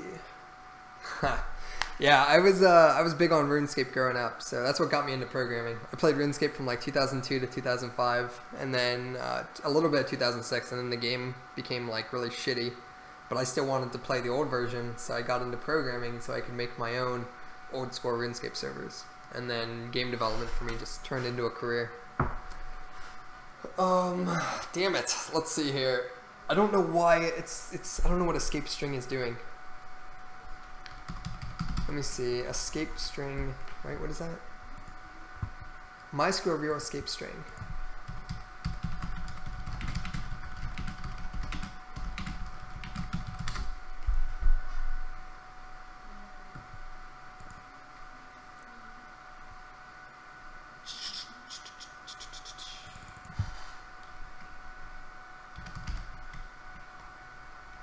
Huh.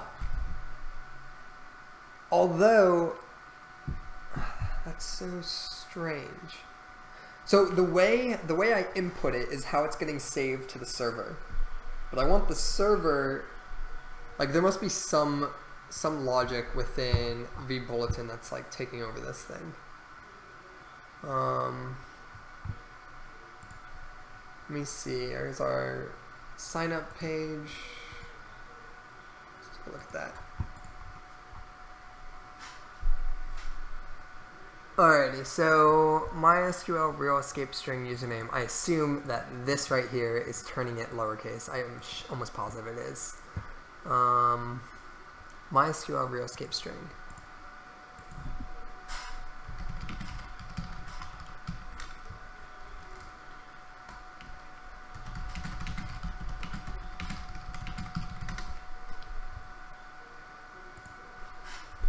Alright, one thing I hate about documentation at times when you're a beginner is how it doesn't really describe things, yada yada yada. The function adds an escape character, the backslash splash, before certain potentially dangerous characters in a string passed in the function.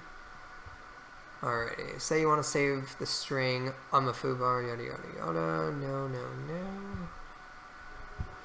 Crap. Alright, hold on, I gotta make a test scenario here. Let's see, I'm gonna go ahead and register here. Capital letter. Let's test this out. Email address, john@john.com. 9CNBY3.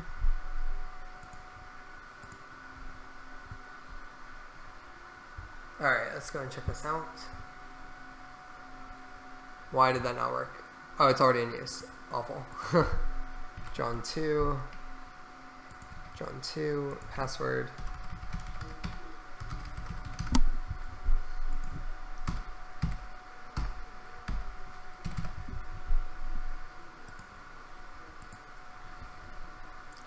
Alright, capital letter is registered. Let's go ahead and test it out. So right here, I'm going to relaunch this client.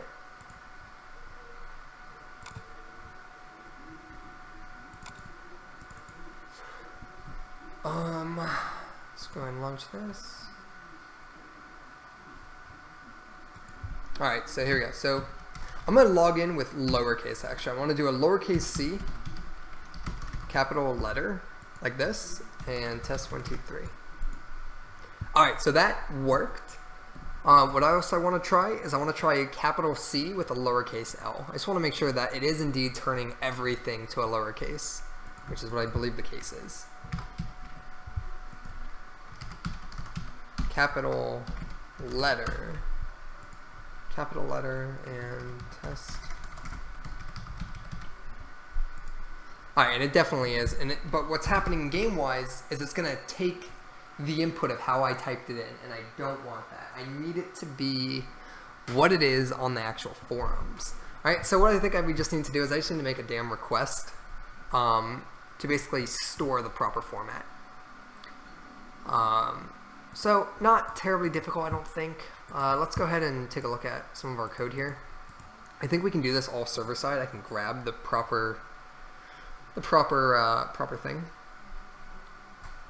Alright, so the login was successful. Network server.send to client.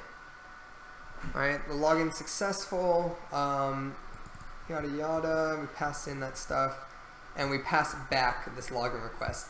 I need to update the username. Okay, that username needs to be updated because that username is basically what Unity is using, right? So this username needs to actually equal the proper identification.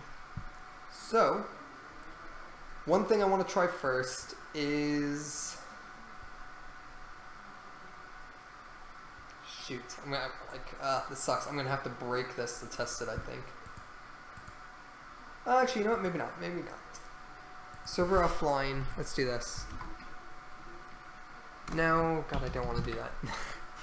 I just don't want to make another request call to grab this. I kind of want to get it back with this response code, but I can't.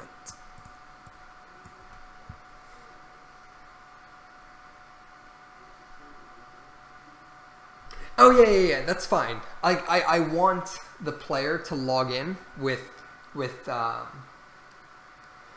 case insensitive usernames, but I want it to display how you initially registered. So like if your name was capital letters, right, and your capital C and L were caps in your name, I want you to be able to log in with all lowercase, but it's displayed as capital C and capital L.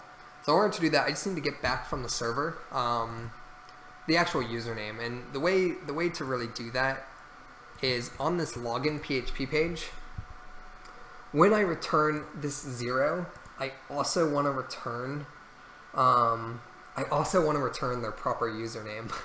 So what I could do is I can create a parser. So I could actually add on to here. I could say 0 space plus the username, right? And this might work. Let's see here. Let me try this. We can go ahead and say, and I need to actually do this on the server. So let's head on over to here. Game developer bootcamp. Let's go to our cPanel.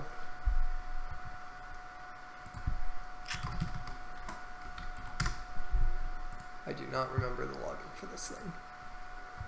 Alrighty, sweet.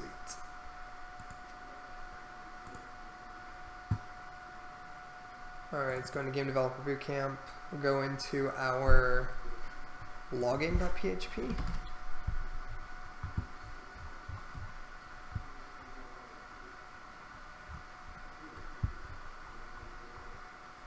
Maybe not.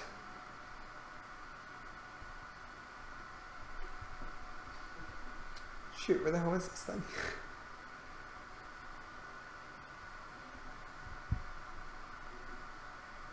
Wait a minute. Game Developer Bootcamp / PHP data / login. There we go.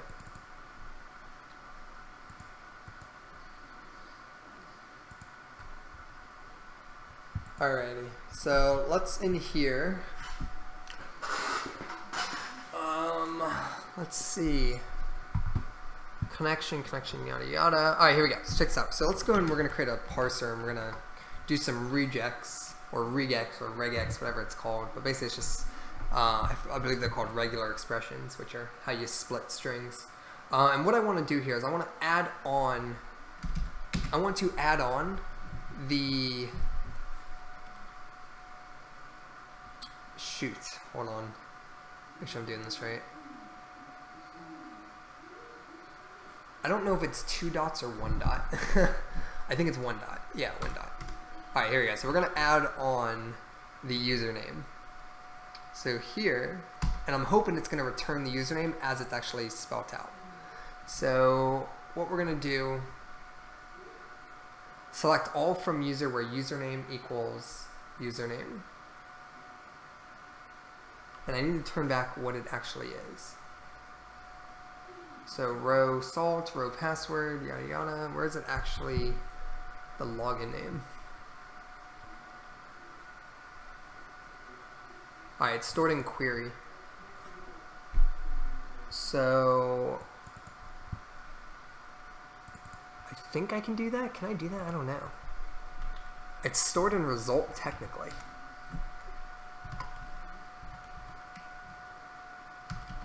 Yeah, okay, result would equal the queried, okay, result should equal username. Should equal the username. Alright, let's go ahead and try this, see if everything crashes and burns. And now, from the server, alright, when catching this request, I can't do this int.tryparse anymore because it's going to parse the entire string. So I am going to break stuff right here, which really sucks. However, I will get this right here. It's going to crash, but this debug.log will be okay. So I should actually see response received from server. It should say 0 with the username. So let's go ahead and run this. Here's our server.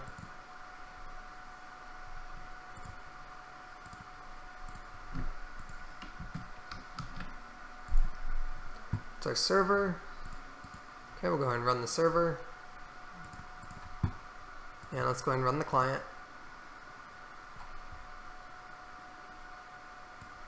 Okay. Alright, let's go ahead and log in here with lowercase capital letters. Alright.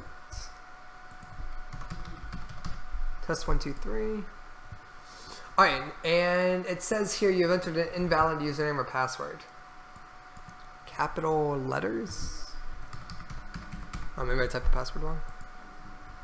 Okay, now, alright, so it's just wrong. Why? Why is it saying that? You've entered an invalid username or password. Response. You've entered an invalid, hold on.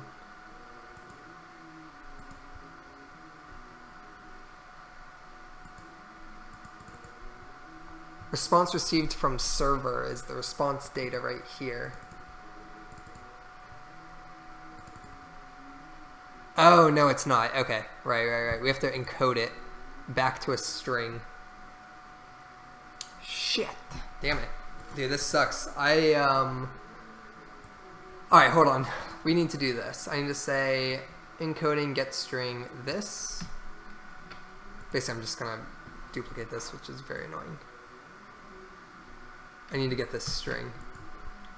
So here, I want to say, oh no, I am actually getting a string. Encoding.utf get string response data. So why is that not working? Response received from server? Response received from server was a 1. Okay, how is it possibly getting to a 1?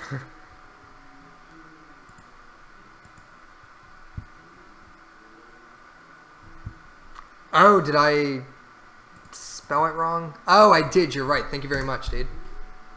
Thank you. There we go. Okay, check it out. So I logged in okay, and let's read the server message. God, this is why I like live streaming, because you guys can catch things I miss. Okay, so response received from server was 0 with resource ID number 5. Okay, so basically what that tells me is, I have no idea what the hell that is, honestly. But it still was able to parse the number out of there, which is why we successfully logged in. Which means, I'm imagining, what is my message on? I imagine my message is still how I logged in, right? Yeah, capital letter. All right, so that did not work. So let's go ahead and let's try this again.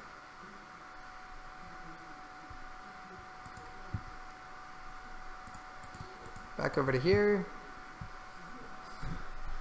All right, I think we may need to do fetch array result.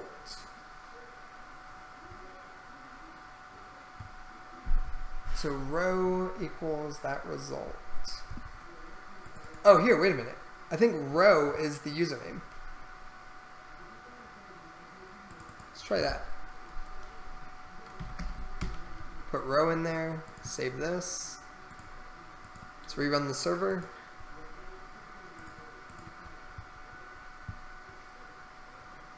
Alrighty. Let's try this again. Capital letter. Login successful. Response received from 0. Okay, 0 array. Okay, so it's giving me an array, not what I want. I want the index of that array. How do I get that? Oh, duh. Here we go. Row, and I think I can go ahead and say username. I think that would actually work. Let's try that.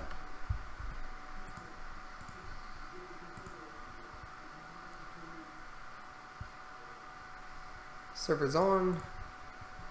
Log out. Connect.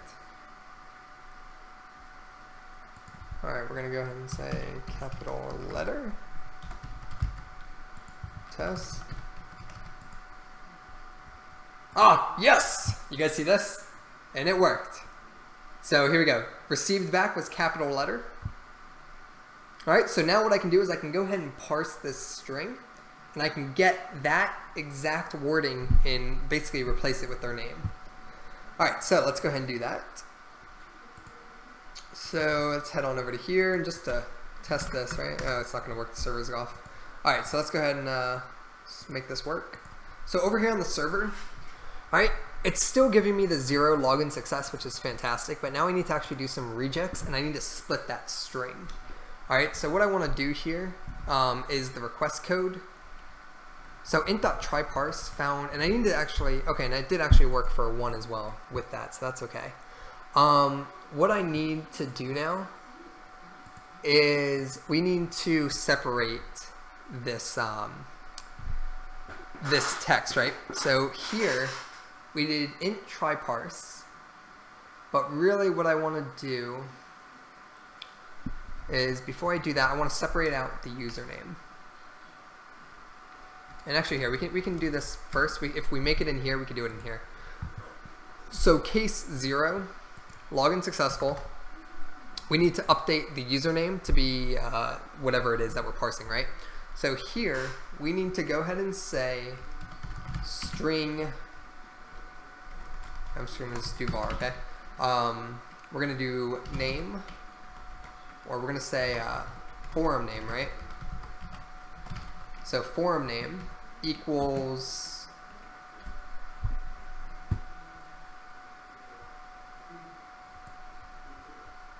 hold on, I need to see what that is actually doing. Encoding.utf8.getString.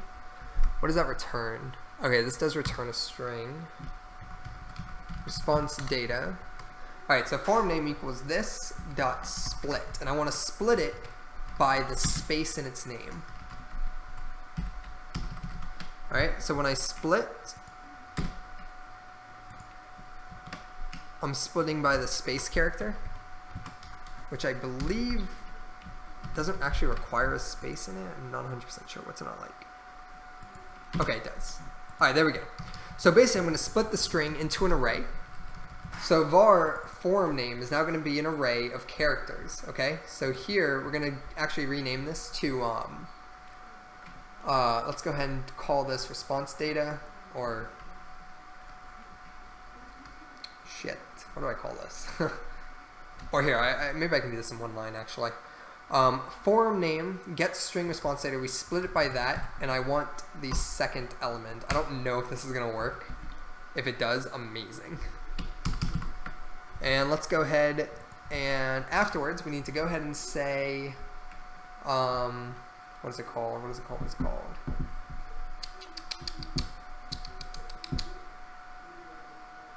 We need to say, here, hold on, what is forum name going to return? Alright, so it is a string right now, good. So then what we're going to say is we're going to say username equals forum name.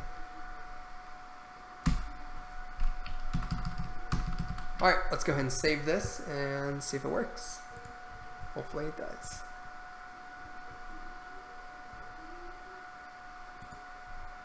Okay, server's on. Let's go ahead and log in with capital letter. Capital letter. Test. Alright, login successful, and let's see. And bam, it works. Alright, there we go. So, I logged in with all lowercase, however my name is displayed as it is on the forum, capital letter. So, we are set. This works really well, I'm very happy with that. Alright, so looking at this, what else do we need to do now? So now let's focus on the actual, let's do the enter text thing here. Let's do the placeholder. So the way the placeholder works right now is it says enter text, and I can do that, and it goes away. I need a permanent placeholder for our name. So for instance, it would be capital letter, and then your message would start from here. So I don't know how many characters you'll get out of this.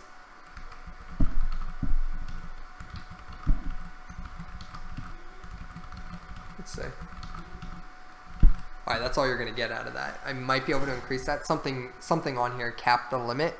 But I did 1, 2, 3, 4. Alright, so 36 characters right here.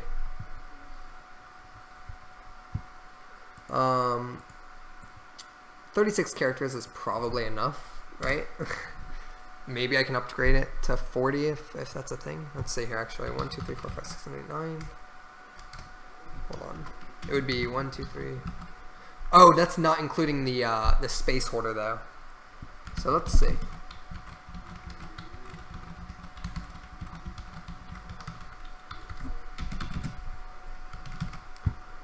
So if I go into the game and I look at our canvas, our input message, I don't know why this is named like caret. Input message, was that meant to be like container or something? I have no idea what this is. This is the layout elements, how we lay it out.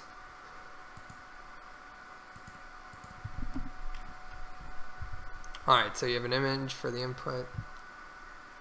input field. It might be more useful for the player to have the name of the chat channel that you're typing into the enter message box.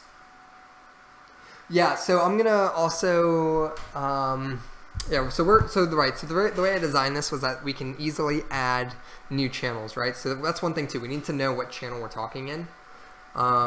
I don't know how RuneScape does it. I think RuneScape does it to where like you can chat, it's blue, and then if you send a private message on a private channel, it like gets highlighted to like a cyan type color.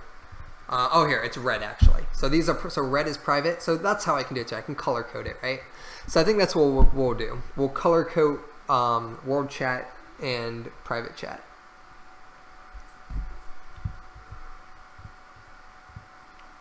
Let me see here. So, hold on.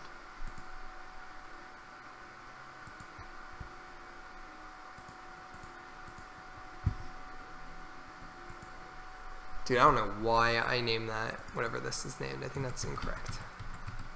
Oh, what the hell? Dude, that thing's like randomly instantiated. What is that thing?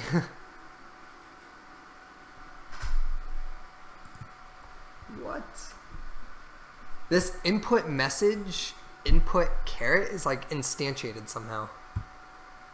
I have no idea what this is, but I'm assuming it's important. That's really annoying. What do you mean by icon system?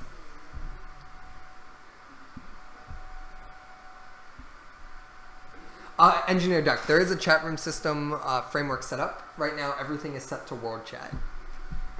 So it's easy to, basically I just need to create logic to separate world chat from private chat in like guild chat, clan chat, and all that. What do you mean icon system? Let me see here. So we have our placeholder here. Enter text.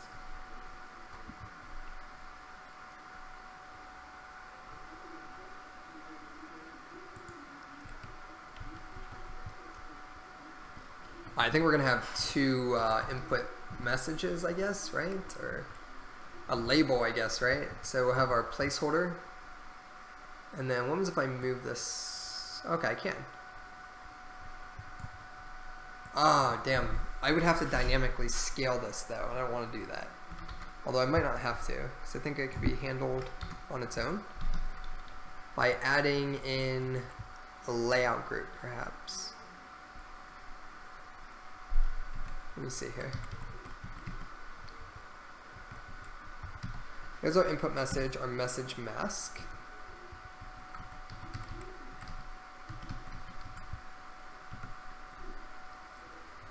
I just saw it in the RuneScape screenshot. It seemed like some kind of reputation badge or something. Oh yeah, any friends send a code for which icon to use from the server or something, I don't know.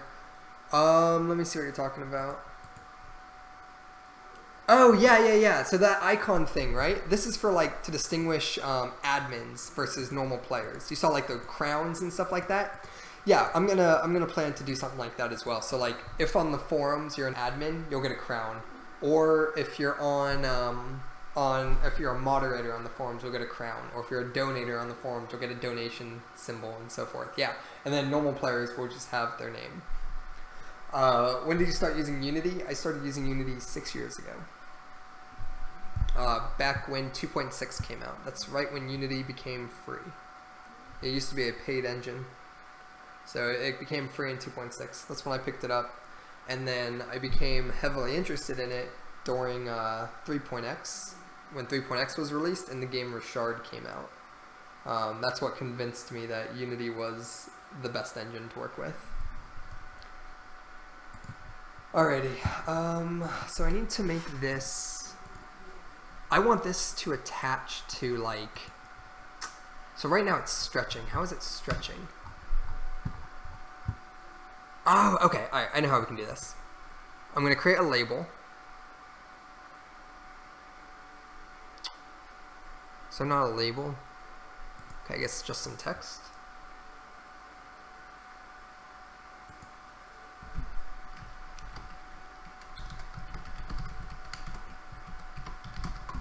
Alright, so our player name label.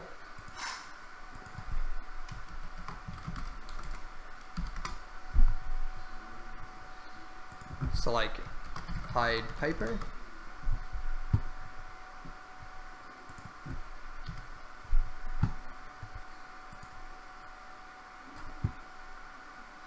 Alright, so the way this one's going to work is it's going to be anchored to the corner, I believe. Yes. I'm going to set its position to 0. 0. Alright, maybe not the corner actually. The center, perhaps?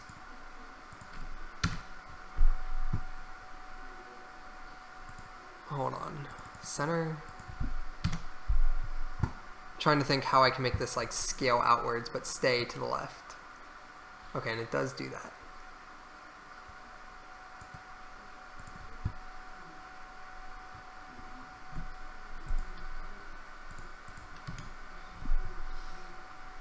Alright, hold on. I need to think what the max character count can be for a character.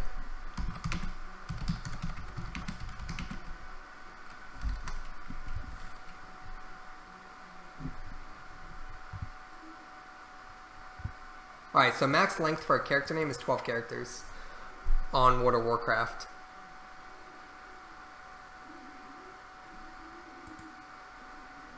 Hold on.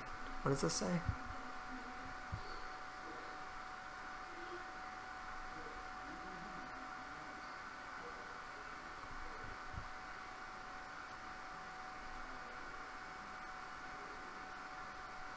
Okay, yeah, so we're going to make our count 12, okay? So, I can restrict that on the forum side, but what I do want to do is make it so that we can have a name that's 12, right? So, oops, 1, 2, 3, oops.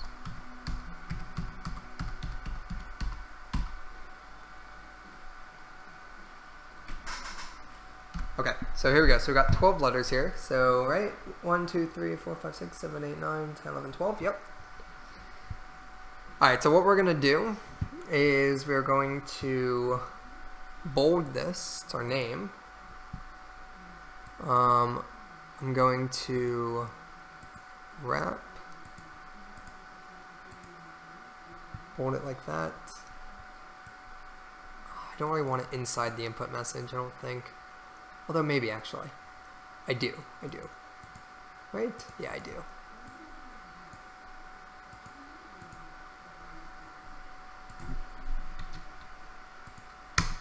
There we go. Alright, so now, whoops. It's going to have a dynamic width of 140. I think that's what that, right? Is that how that works? Did it? Let me see here. Okay, cool. So yeah, it automatically clips to that. So here, it's at 140. And we want it to stretch. So like, stop at L.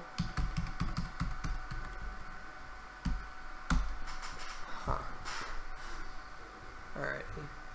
Maybe not. Let's put it left corner.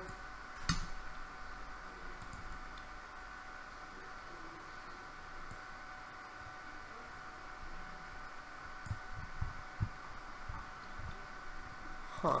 Why did that not work? It's putting it all the way down there, but it's not giving me like room.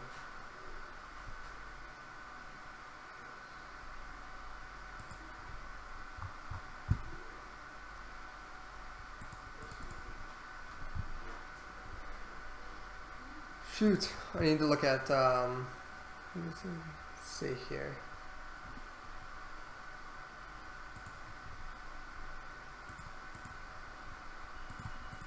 Trying to think how I want to do that. Player name label. If it's anchored to the bottom left, that might be okay. Yeah, so like right here would be your name.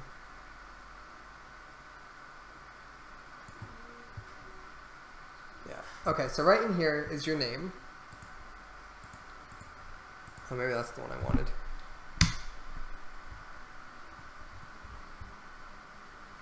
Okay, that makes sense. And alignment, right side? No?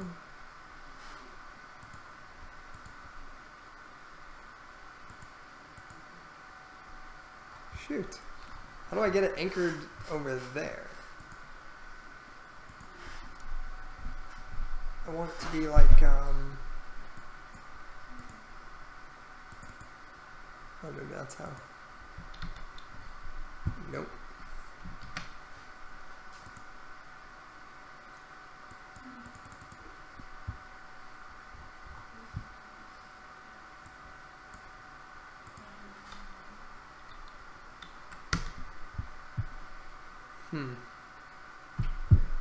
God, I hate this. Let me see here. So your username, it needs to go here.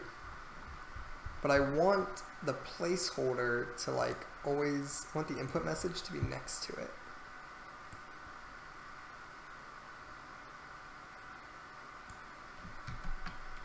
Oh, okay. Alrighty. Hold on. Here's how we're going to do this. Okay, there's our username. And we can go ahead and shrink this down a bit. 20.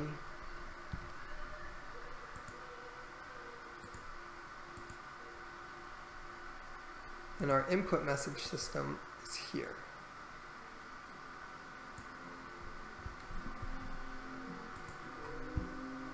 Maybe one of the Alt or Shift options and the rest. Those are always confuse me. Yeah, I've never enjoyed the anchor system in Unity. It's always been a pain in the ass for me. It's just something I just don't care for. Anything that has to do with like visuals for me is like, ugh. Unless I have a reference to work off of, it's a pain in the ass. Alright, man. See you later, Engineer Duck. Alright, let's see. Here's our username and our message. What does it look like in RuneScape?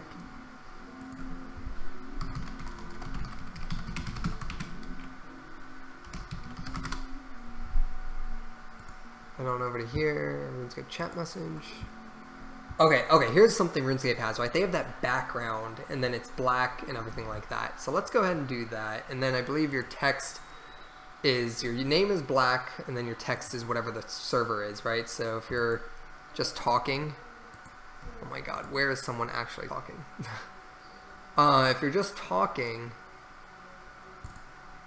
then it's blue, right? Although the old school RuneScape, it was,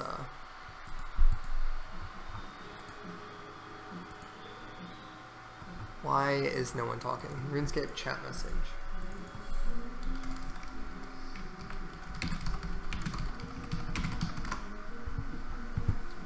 Here we go. Yeah, so basically the color is your chat channel, and then it's just black and there's this whole background, right? So let's go ahead and actually do that. We're gonna, and then you got this little line divider. So that's what I kind of want to do. I would like to have everything. So to start this, we have our input message, which I am going to set back to 0. All right, and I need the placeholder text though, and the text.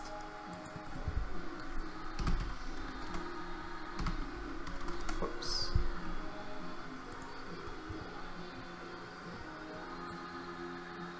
There we go. So that's at 130.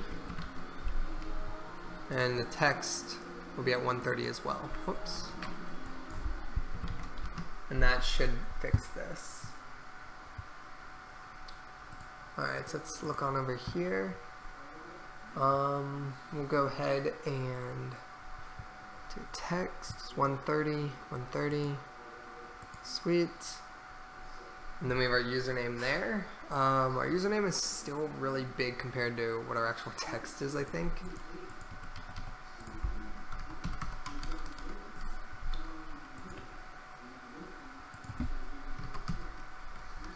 So let's go ahead and make this the same size.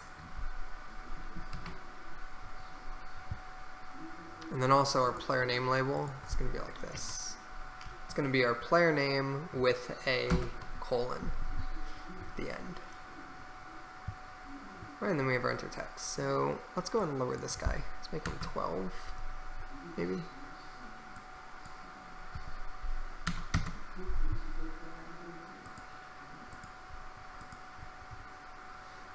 Oh, okay, that was best fit. That's why I was doing that.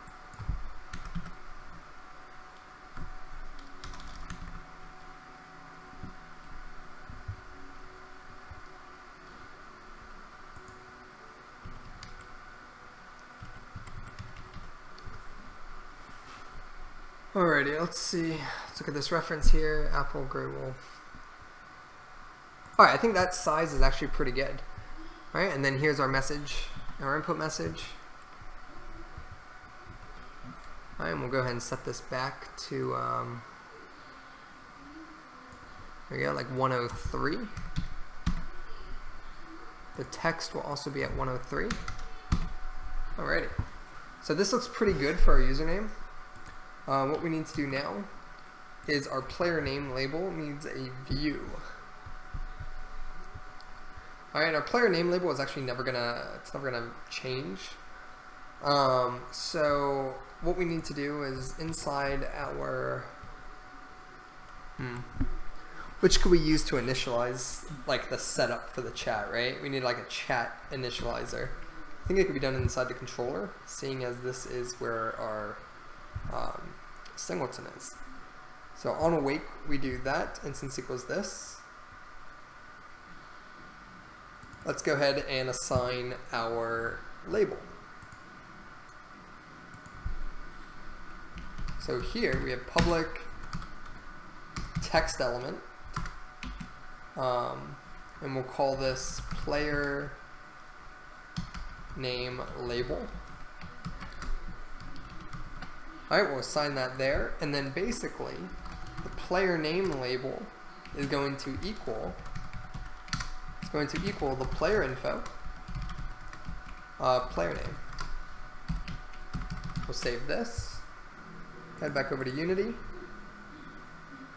Alright, and let's go to our main menu. Make sure our server is running. Head back over to our client.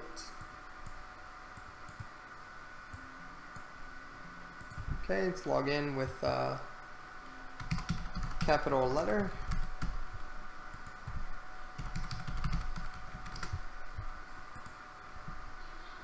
Alright, you've entered an invalid username or password. I think I put the password in wrong. Alright, there we go. Alright, so object reference. Alright, so we got a null reference exception. The reason why we did that is I forgot to assign it. So if we go back into our game view here, inside our canvas, we have this this text object here, our player name label text. What I need to do is on this game chat panel, it needs that text. So I'm going to just say player name label. There you go. Save this, head back to main menu, and let's rerun it. Alright, we'll go ahead and say capital letter. Alrighty, and as you can see there, it says capital letter. Now it doesn't have the colon, so I want to add that. Okay, so no colon, so let's go ahead and head back over to our client. We want to say player name plus the colon.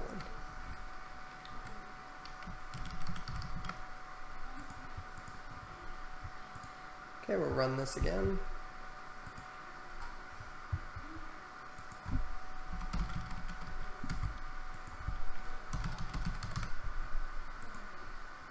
Alright, and as you can see it says Pied Piper with a colon.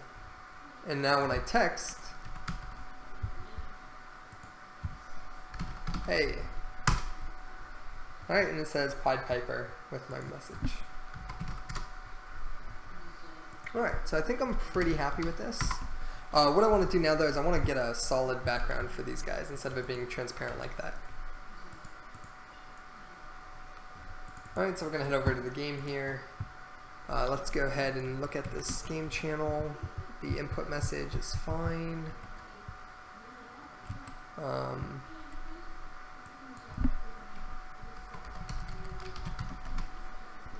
Let's go player name, enter text. Let's see.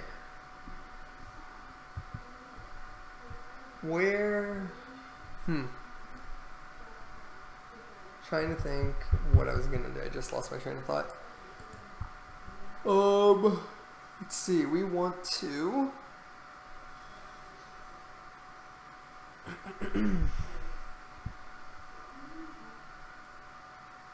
Oh, that's right. Yeah, I want to make it non-transparent. All right. So on this canvas here, we look at our input message, right? Our placeholder is transparent, which is fine, but the background is transparent. I think that's what's the problem here. Or it's white. Let's make it like a Let's give it this shade. It's fine.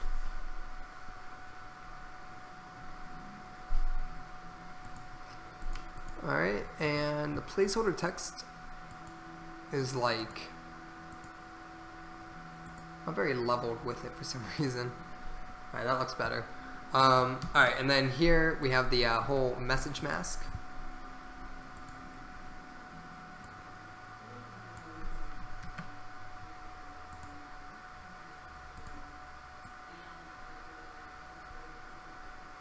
Does not change anything. Where is, oh, display panel, I think.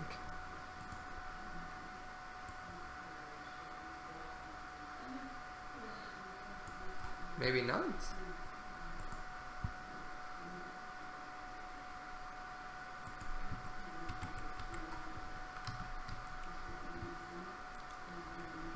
Pretty sure it's this.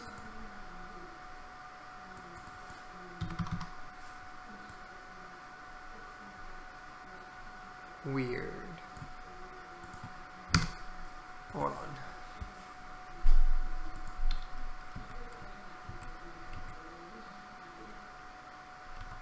And then there's really no placeholder needed. Just have that. Dude, what is this like panel here? This is the message mask. Why can't I change its background?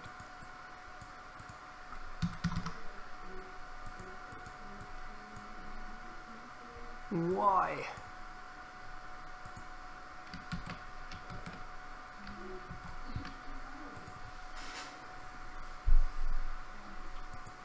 Oh, okay. That's why.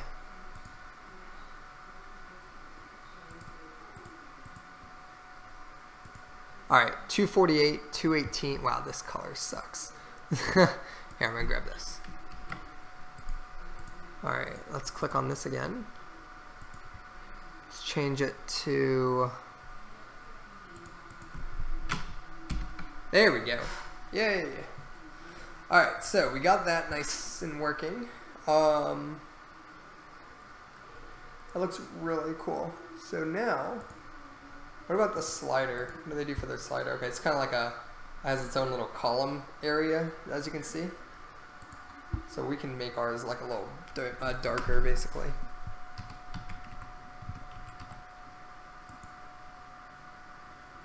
We can change the whole handle, I guess.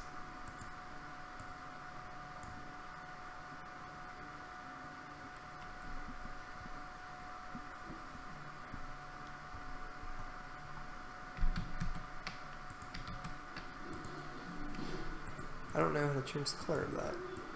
Oh, here we go.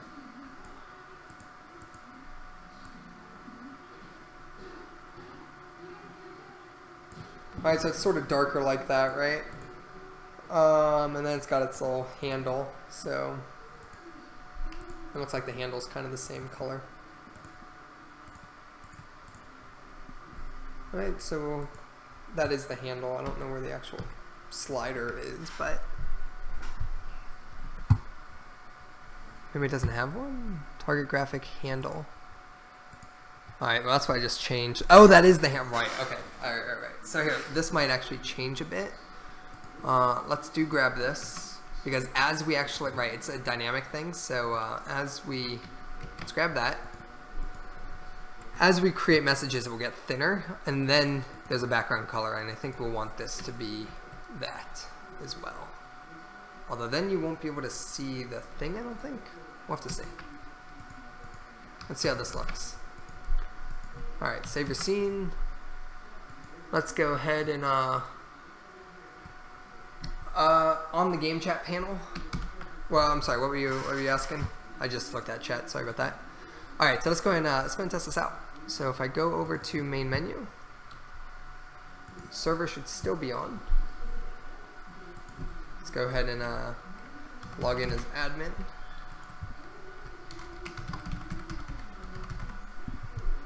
Log in.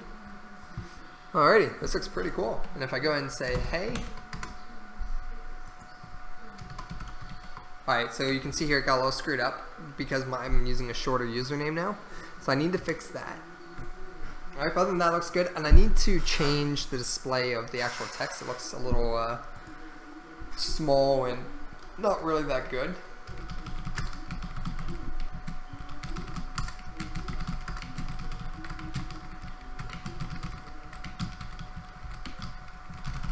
Alright, I just need to get the slider showing. Alright, so here's our slider.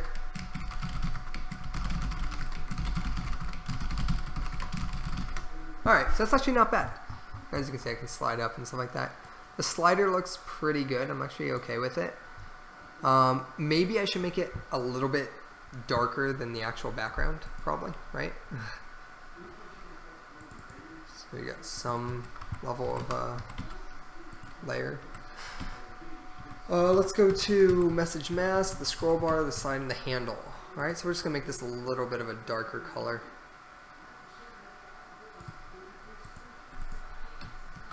Alright, and that should look pretty good. So let's head on back over to here. When you were looking to where to change the background color, I thought it might be on there. Oh, yeah. Gotcha. Alrighty, so let's log in Piper.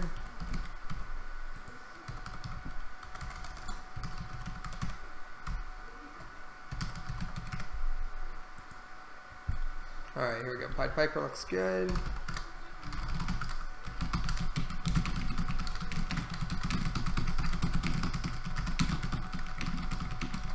Just gonna fill up the message box here. I need to get my scroll bar.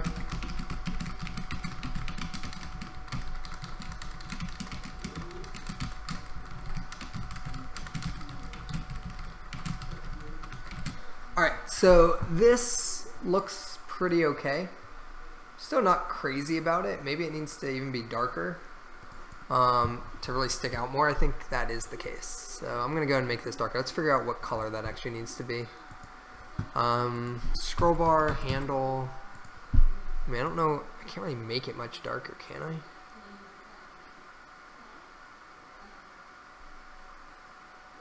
I? I guess I could.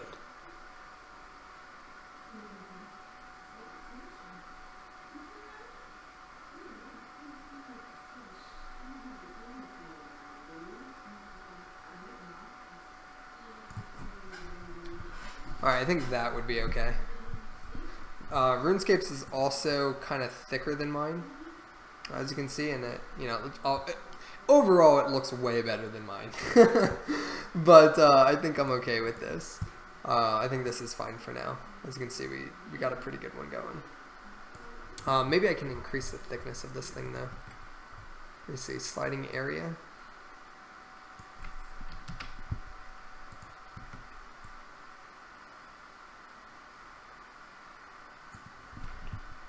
I don't know if I like that. I don't know if I like it that big. I don't think so.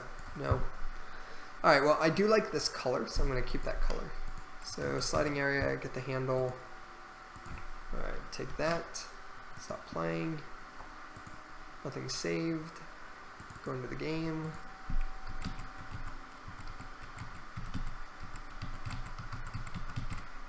The handle will be this color. Alrighty. Looks good. Everything's good there.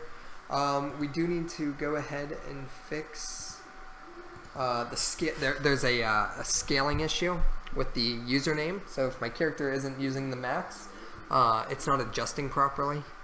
So I do need to fix that. So let's look into here. Game chat panel. We'll go into the scroll bar, sliding area, the handle. No. Inside here, input message. Alrighty.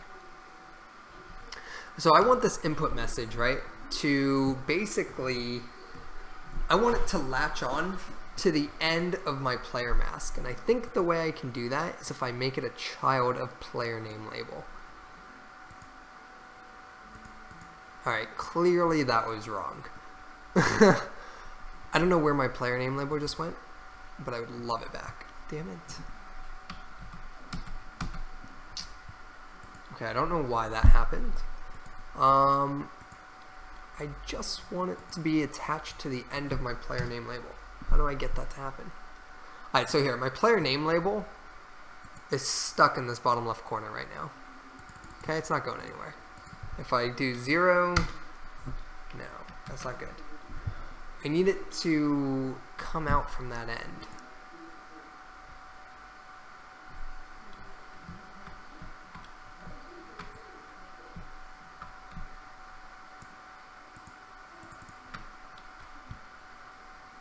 But like, what happens if I make this 0 now? Like nothing. Okay, here we go. So now it kind of gets populated from there, right? But it needs an initial, it has some spacing issues. Can I fix those spacing issues right here? I don't think so. So maybe it needs to be like 72.5, so 72. Because now if I start typing in player name, it looks a little better. 74. Alright, I think that looks really good right there. 74, right? Alright, so we got our player name there. Maybe 75. 75. Alright, so we got our player name. So that's now scaling properly, right? And actually it's not. If you see in the hierarchy, it's not scaling. Like this is scaling. See that? Scaling, scaling, scaling. So why the hell not? Well, part of the reason, maybe it's because it's not set to stretch. So what if we set it to stretch?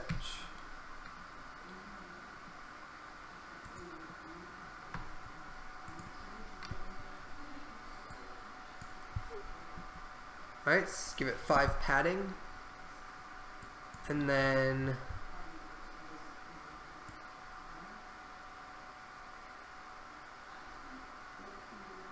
okay, so like, god damn, I don't know how to make this work properly.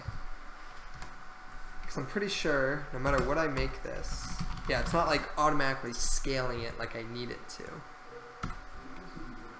I'm sure this is a common problem. Let's see. Scale text unity.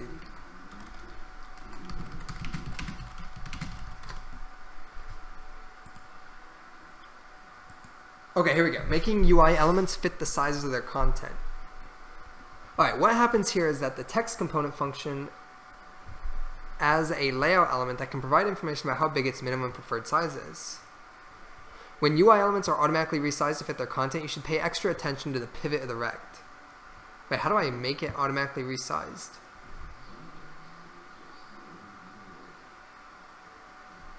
How do I do fit to size? Where is that? I saw a 0 option for that. Font size, alignment, aligned by geometry? Oh, dude, maybe that's it. Let me see, player name. Okay, no, wrong.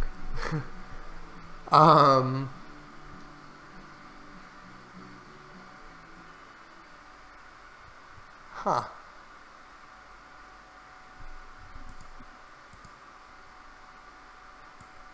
Although, wait a minute.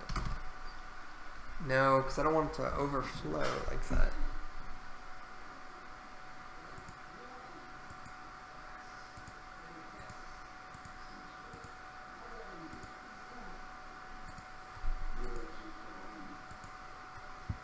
Damn it. How do we do that? What am I missing here?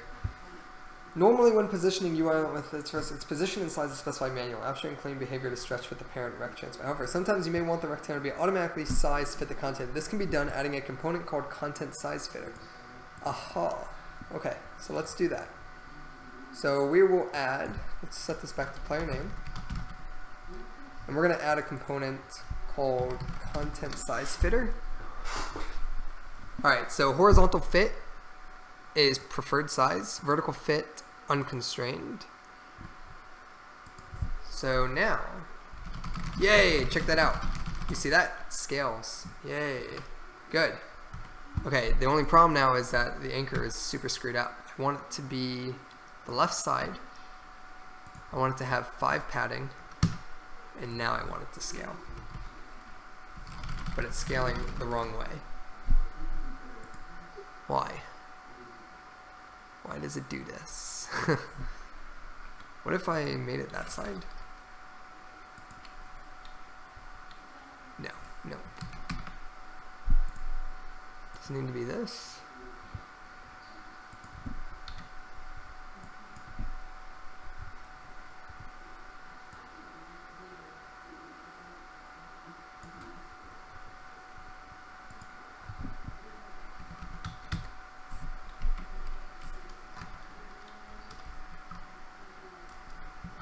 Alright, negative 85 there, and if I go here, okay, nope. Damn it. How do I,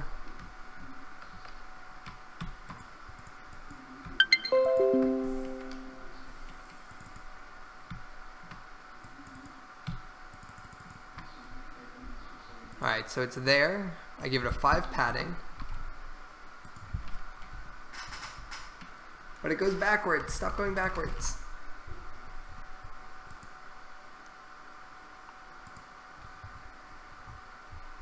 Oh, wait a minute. There we go. Hey. Yes, we did it. We did it. It scales to fit, I think. Maybe. There's a good chance it's still not doing that. I don't see it anymore. Like it disappeared. Unconstrained. I don't know what that does.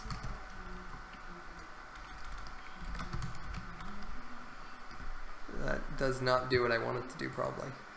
I'm going to say min size. Alrighty. Now the key is to get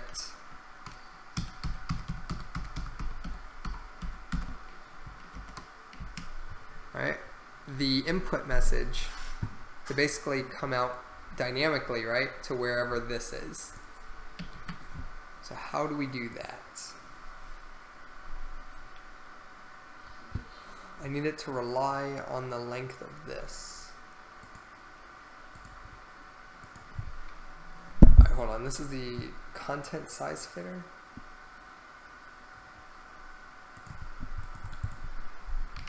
So let's say content size fitter.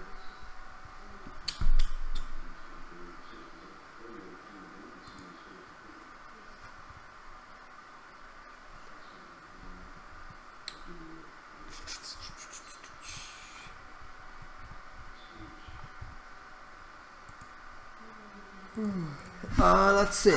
Alright, so how can I get this to rely on that? So here's my input message. I want this to be dynamic, right? So what rules can apply to make this dynamic? Do we have a content size fitter for this guy? I don't think so. I don't know if we want one. And I can't put it inside the player name label because it disappears for some reason.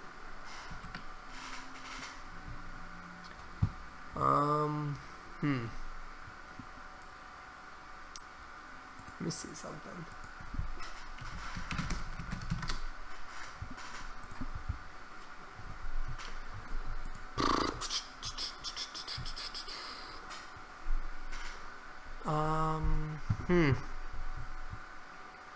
I'm literally stuck on how we can get this to map to the length of this.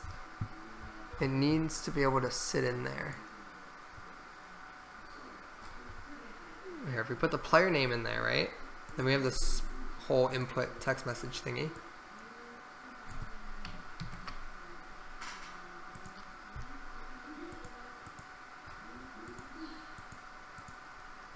This stuff. I mean, I suppose I could make a script. So like, look at this. So this thing's at 103. And this thing's at 5. I mean, is there any math in between this that I could possibly do? I could say that the rect transform left position is 103 subtracted by the character length, possibly, right? Because what if my character length was, say, admin, right? That's 5 characters and 6 for the colon. So 6 characters, right? So the username plus 1 is our length. So admin plus 6. And then here, I could say, I could readjust this text to be 103 subtracted from 6, which would be 97, right? And if I change this to 97, I think we just figured it out. If I make this now saying, hey world, alright, that is not the case. However, we still might be able to do math to figure this out. And it's based on my anchoring of this thing. So that's at 103. Player name label is at 5, and it's anchored there. But this stuff, let's make this as well anchored down here. Hold on, what is this one? This one is down in the corner. Alright, these guys should be the same.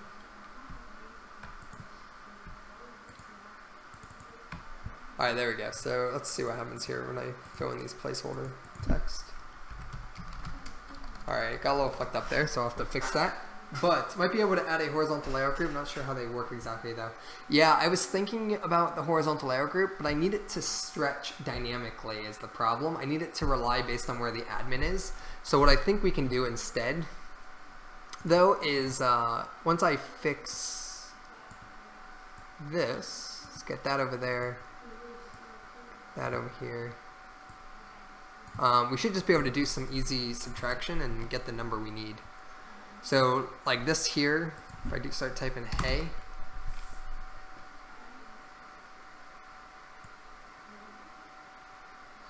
like I would want that to start right here, right? We have our admin.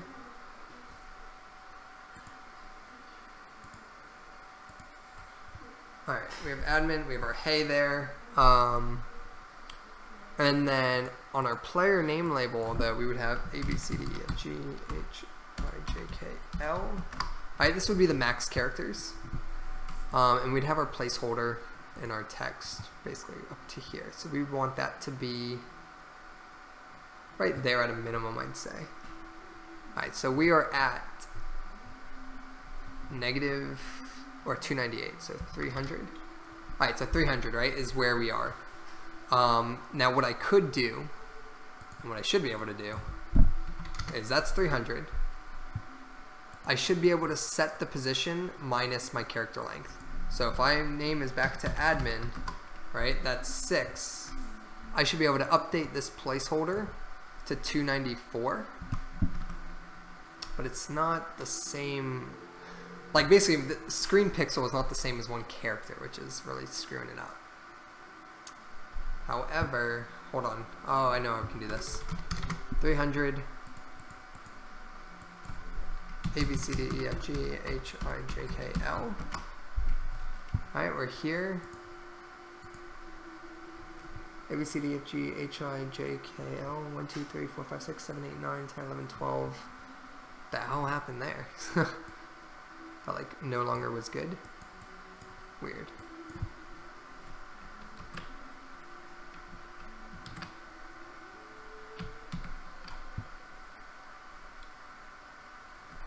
Alright, so now this is going to be like 310, I guess.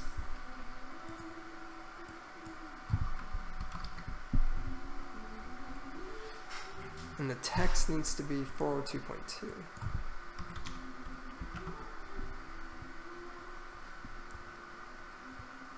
Alrighty, one sec. So it's 310 there. Placeholder is that. So let's see what it is just to remove one, right?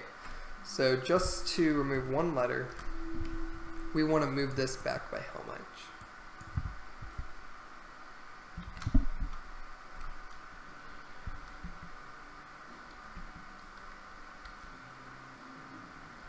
So 306, 304. Alright, so we could do 4 per character, it looks like. So let's try that. So that was 4 per, so that was 6, I guess, per character. So let's make that 310. Let's change this back to A, B, C, D, F, G, H, I, J, K, L. So now it's 13 right now, okay? So it's username plus 1, so 12 plus 1. We're at 310, it's 6 per. So if my name is admin, right, that's 1, 2, 3, 4, 5, 6. So we're going to do 36 now. So if I change this to 284, right? It would be 36. Is that not right? The hell is that? God damn it. Why?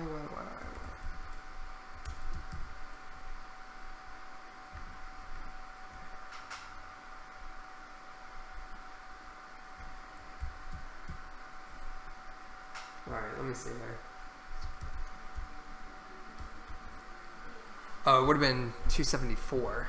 So what we want to do, let's change that to 274. Okay, that is pretty damn close. I would say maybe make it 8 per character. So if we were to do, oh, it's okay. Whoops, I totally did that actually wrong. Let me set this back to 310. It's per character that we've removed, so it would be 7 times 6. All right, so we're looking at like 42 then. So 310 minus 42 would be 270, 268. So if I set this 268, okay, we're perfect. All right, we have our math. Good. Now we can actually make this work. So check this out. We are going to dynamically set the input player name label. You want me to come hang out with you? Alright, give me like 20 minutes and I'll wrap it up. Not even. Alright, here we go. So I'm going to wrap this up and then I'm going to end the video here. Might be able to add the horizontal level group. Not sure how to work it out. Okay, so here's how we're going to solve this. So basically, we have this player name label that I'm setting the name to, right? And that is now dynamic, which is fantastic. What I need to do now to set these guys, the placeholder for the input message and stuff like that, is I need to change them based on what our username is. So for however many characters subtracted from the total, which is 13, we're going to multiply that by 6, and that is what our pose x is going to be. Makes sense? Makes sense. Alright, so check this out. Here's how we're going to do this. We need to open up our chat controller, which I believe is responsible for updating our player name label. It is. Player name label.text equals our player name.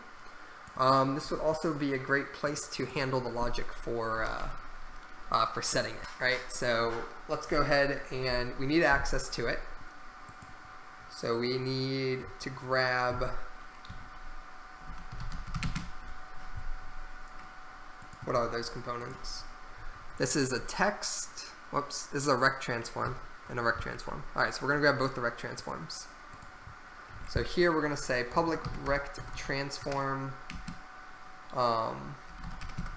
placeholder, public rect transform placeholder. Let's see here. And actually, you know what? Do I even need the placeholder? I don't think so. Right? I don't need this placeholder game object. Right? Right. I mean, it can't hurt to keep it there, but I don't think I actually need it. Why would I? Alright, I'm not going to remove it, but I'm not going to use it. Because the text is what's important. Although I am going to update both of them just for the sake of it. Maybe one day we'll make use of the placeholder. Who knows? All right, so here we go. So we need to say public rect transform, and we're going to say placeholder text and input text.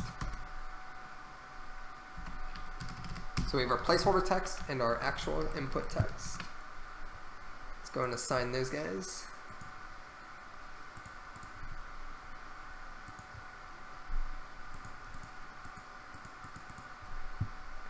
Alright, so we go into here, we look at our game chat, we give it our placeholder text and our input text. Placeholder. Okay. So what we need to do now is we need to actually update these, right, to be what they should be. So it starts at 310. It's a shame. Why would you do that? See how close to you. Oh my god. Alright, so we're going to update that, 310, and then we need to, let's see. Okay, inside of our script now, we need to change it. So I'm actually not sure how to change the rect transform. So let's go to set rect transform position.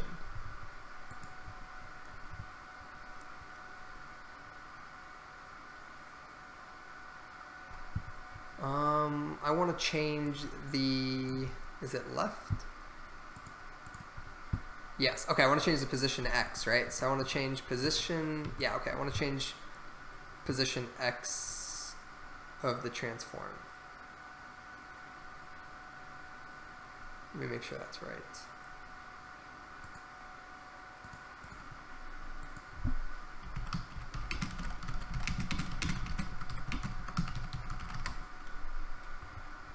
What's the best practice for moving rect transform into script?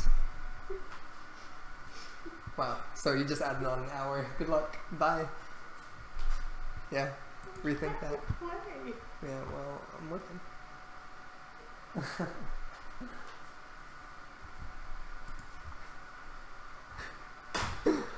Alright, so UI performance is still quite slow, yada yada yada.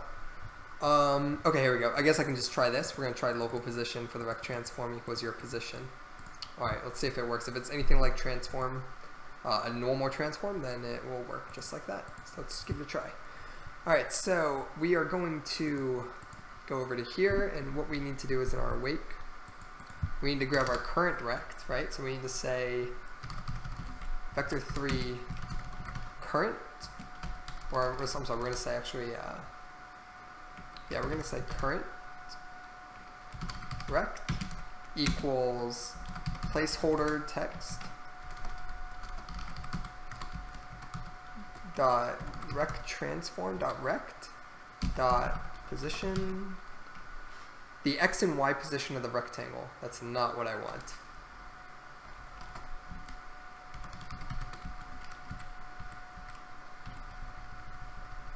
Oh, here we go. Oh, that's the left float value. That's also not what I want. Crap, this may be a lot more difficult than I thought it would be. I can get the max, the min, position. I guess the X and Y position. Oh, maybe. Let me see. It's a vector 2 though. Let's try something. Alright, vector 2 current rect equals that position. Alright, we're going to change the current rect dot X. It's the float value. So we're going to set that equal to the max username length, which is 13, right? So equals 13 subtracted from the username, or from the player name label dot text dot count dot length. Alright, and that's going to give us whatever that number is, and we're going to multiply that by 6. So we're going to take that, we're going to multiply that by 6 times 6, and that is what we want our X to be. Oh, I'm sorry, no, that's what we're going to subtract from. So we start at 310, right? 310 is what we are in the inspector, so we're going to say equals 310 minus 13 subtracted from length. So if it's 7 times 6, then 42, and that would give us that number. 13 subtracted by player name label.text. Alright, so if your player name is 12, right? So it's going to be 1 times 6, it's just going to move it 6.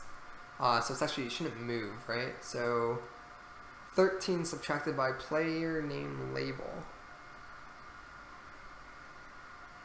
Or should it be player name label.text.length plus 1? That's what I think it should be. Right? Because, yeah, so that, yeah, right, yeah. Otherwise, it would be impossible for it to ever be 13. So here, we have 13 minus, and the reason why I'm doing all these in parentheses, guys, if you remember from like your elementary school days, is PEMDAS, right?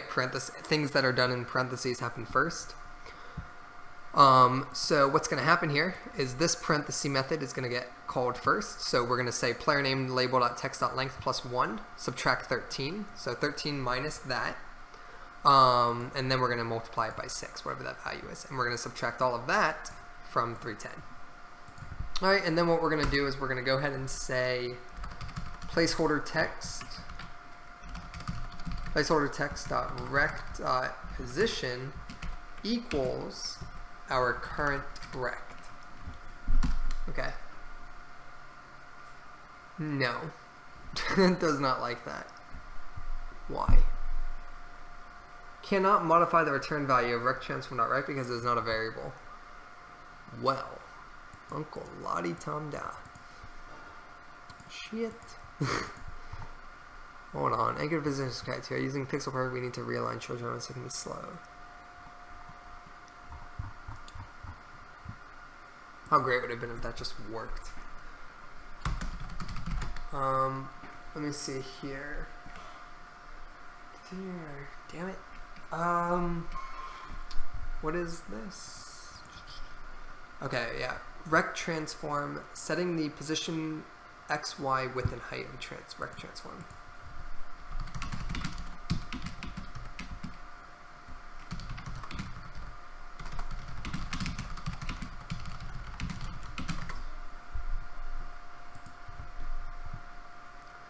The width and height of rect transform. Rect transform equals UI canvas.get component rect transform. Oh, okay. I can change the size delta. I don't know if that's what I want though. I don't want to change the rect. I just want to change the actual like how to move a rect transform position X through code. Here we go. My rect transform lock position plus the vector theta right. Okay, no. Wrong. I thought we did this. Local position, didn't I? Oh, right. Oh, that's not a thing now. Fuck. That's a vector 2 rect position.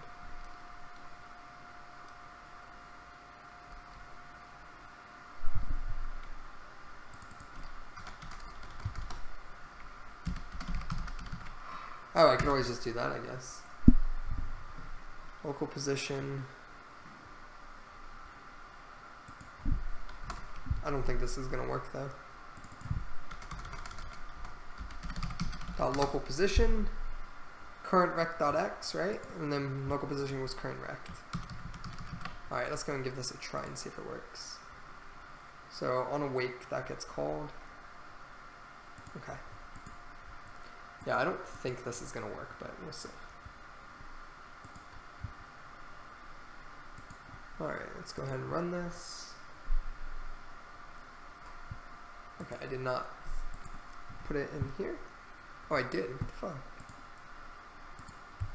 Hold on. Object reference asset to an instance of an object. Game chat. Oh, right. Okay, hold on. I'm trying to do things that are requiring, like, network server. Hold on. I gotta go back to the main menu here. I should create an offline development mode, which is something I'll add later, because that's going to be really helpful. Because I can't always be connected to the server. Turn on the server. So we'll create an offline server, or a offline mode in... when I pick back up again. So the username, let's do admin.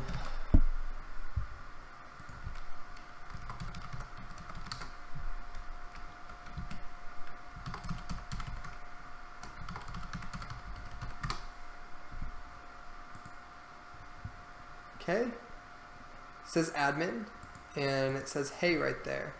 So if we actually look at this, did this work? Oh my gosh, that worked. Would you look at that? The placeholder is at 274. So it worked, right? But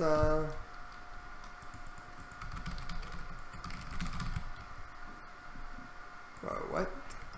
Oh, right, okay, I didn't update the actual text. 274. 274. So it worked, but I think it could be a little even. I think it could be even closer. So instead of 6, maybe I should do like 8. Right. So this was 8 times 7. So 56 minus 310. which would be negative, or that would be 254. Alright, that's too much. So maybe 7? Although we just did that. Maybe it needs to be 7 pixels, so make it 49.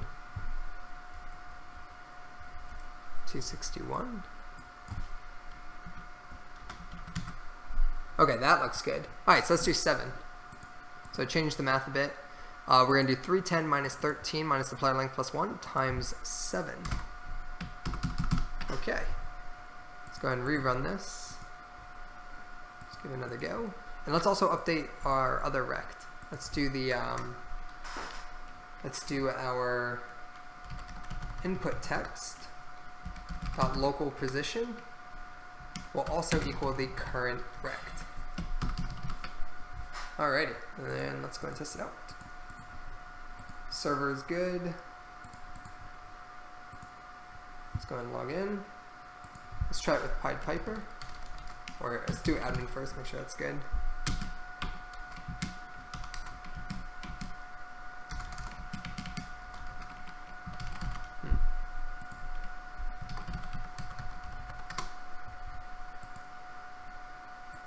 Okay, I think that's pretty good. I will have to fix this. As you can see, the text for some reason is all screwed up on top there.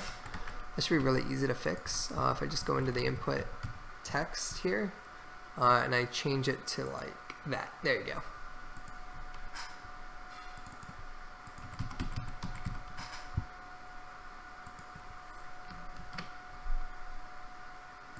Okay. Everything else there looked really good. So let's go ahead and test it with Pied Piper now.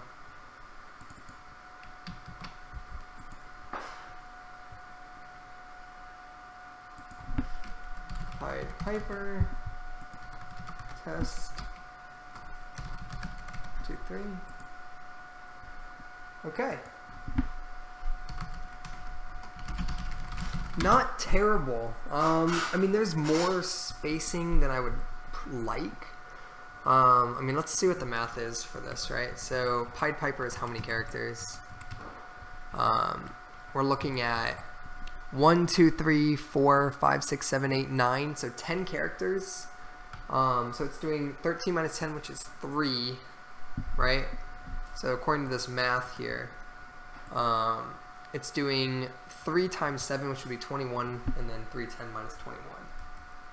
So that gives us 289. And if we look here, and like I said, I'm sure there's a better way to do this. I'm sure there's a way to properly scale this, and I'll need to find out that way. But like, this works pretty good. If we look here, it should be at 289.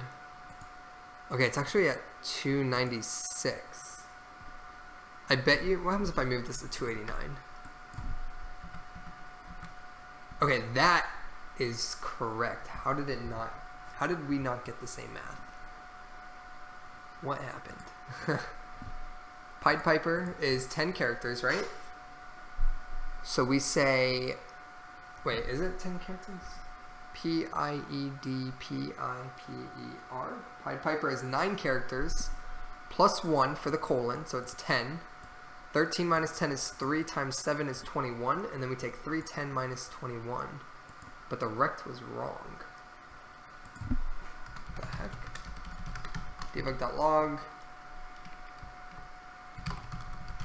Current rect x.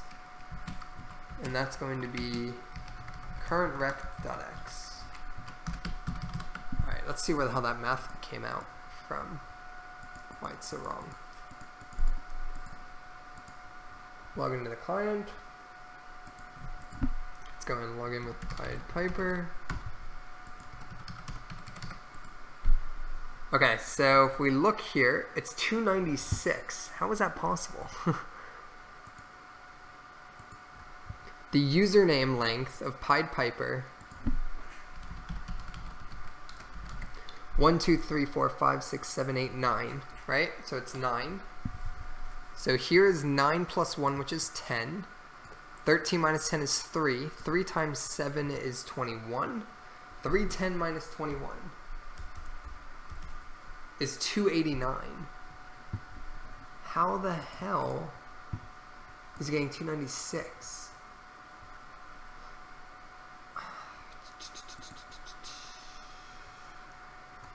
Like what? Was it correct for admin? Let's see. Admin.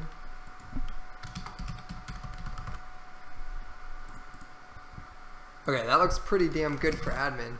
I mean, even still, it could be a little closer, but it's 268. Is that correct? Admin is 6, right? So looking at the math here, we have 310 minus, so 13 minus 6, right? So we would be at 7. And then 7 times 7 is 49, and 310 minus 49 would be 261. And it said it was 268. So it added 6. Did it add 6 to the other one as well? Maybe I just need to subtract another 6 for whatever reason. So let's do that. Minus 6. Do all of that and then just minus 6.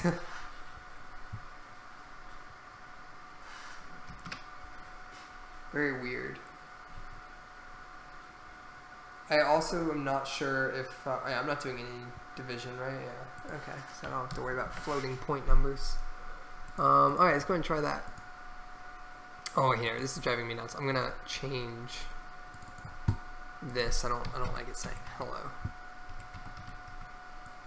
Just want it to be nothing.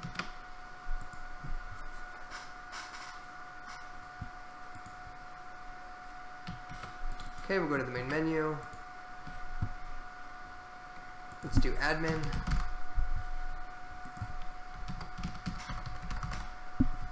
And we hit submit. Alright, that looks amazing. Let's go ahead and try it again. Let's do Pied Piper. Pied Piper. And that looks amazing. Sweet.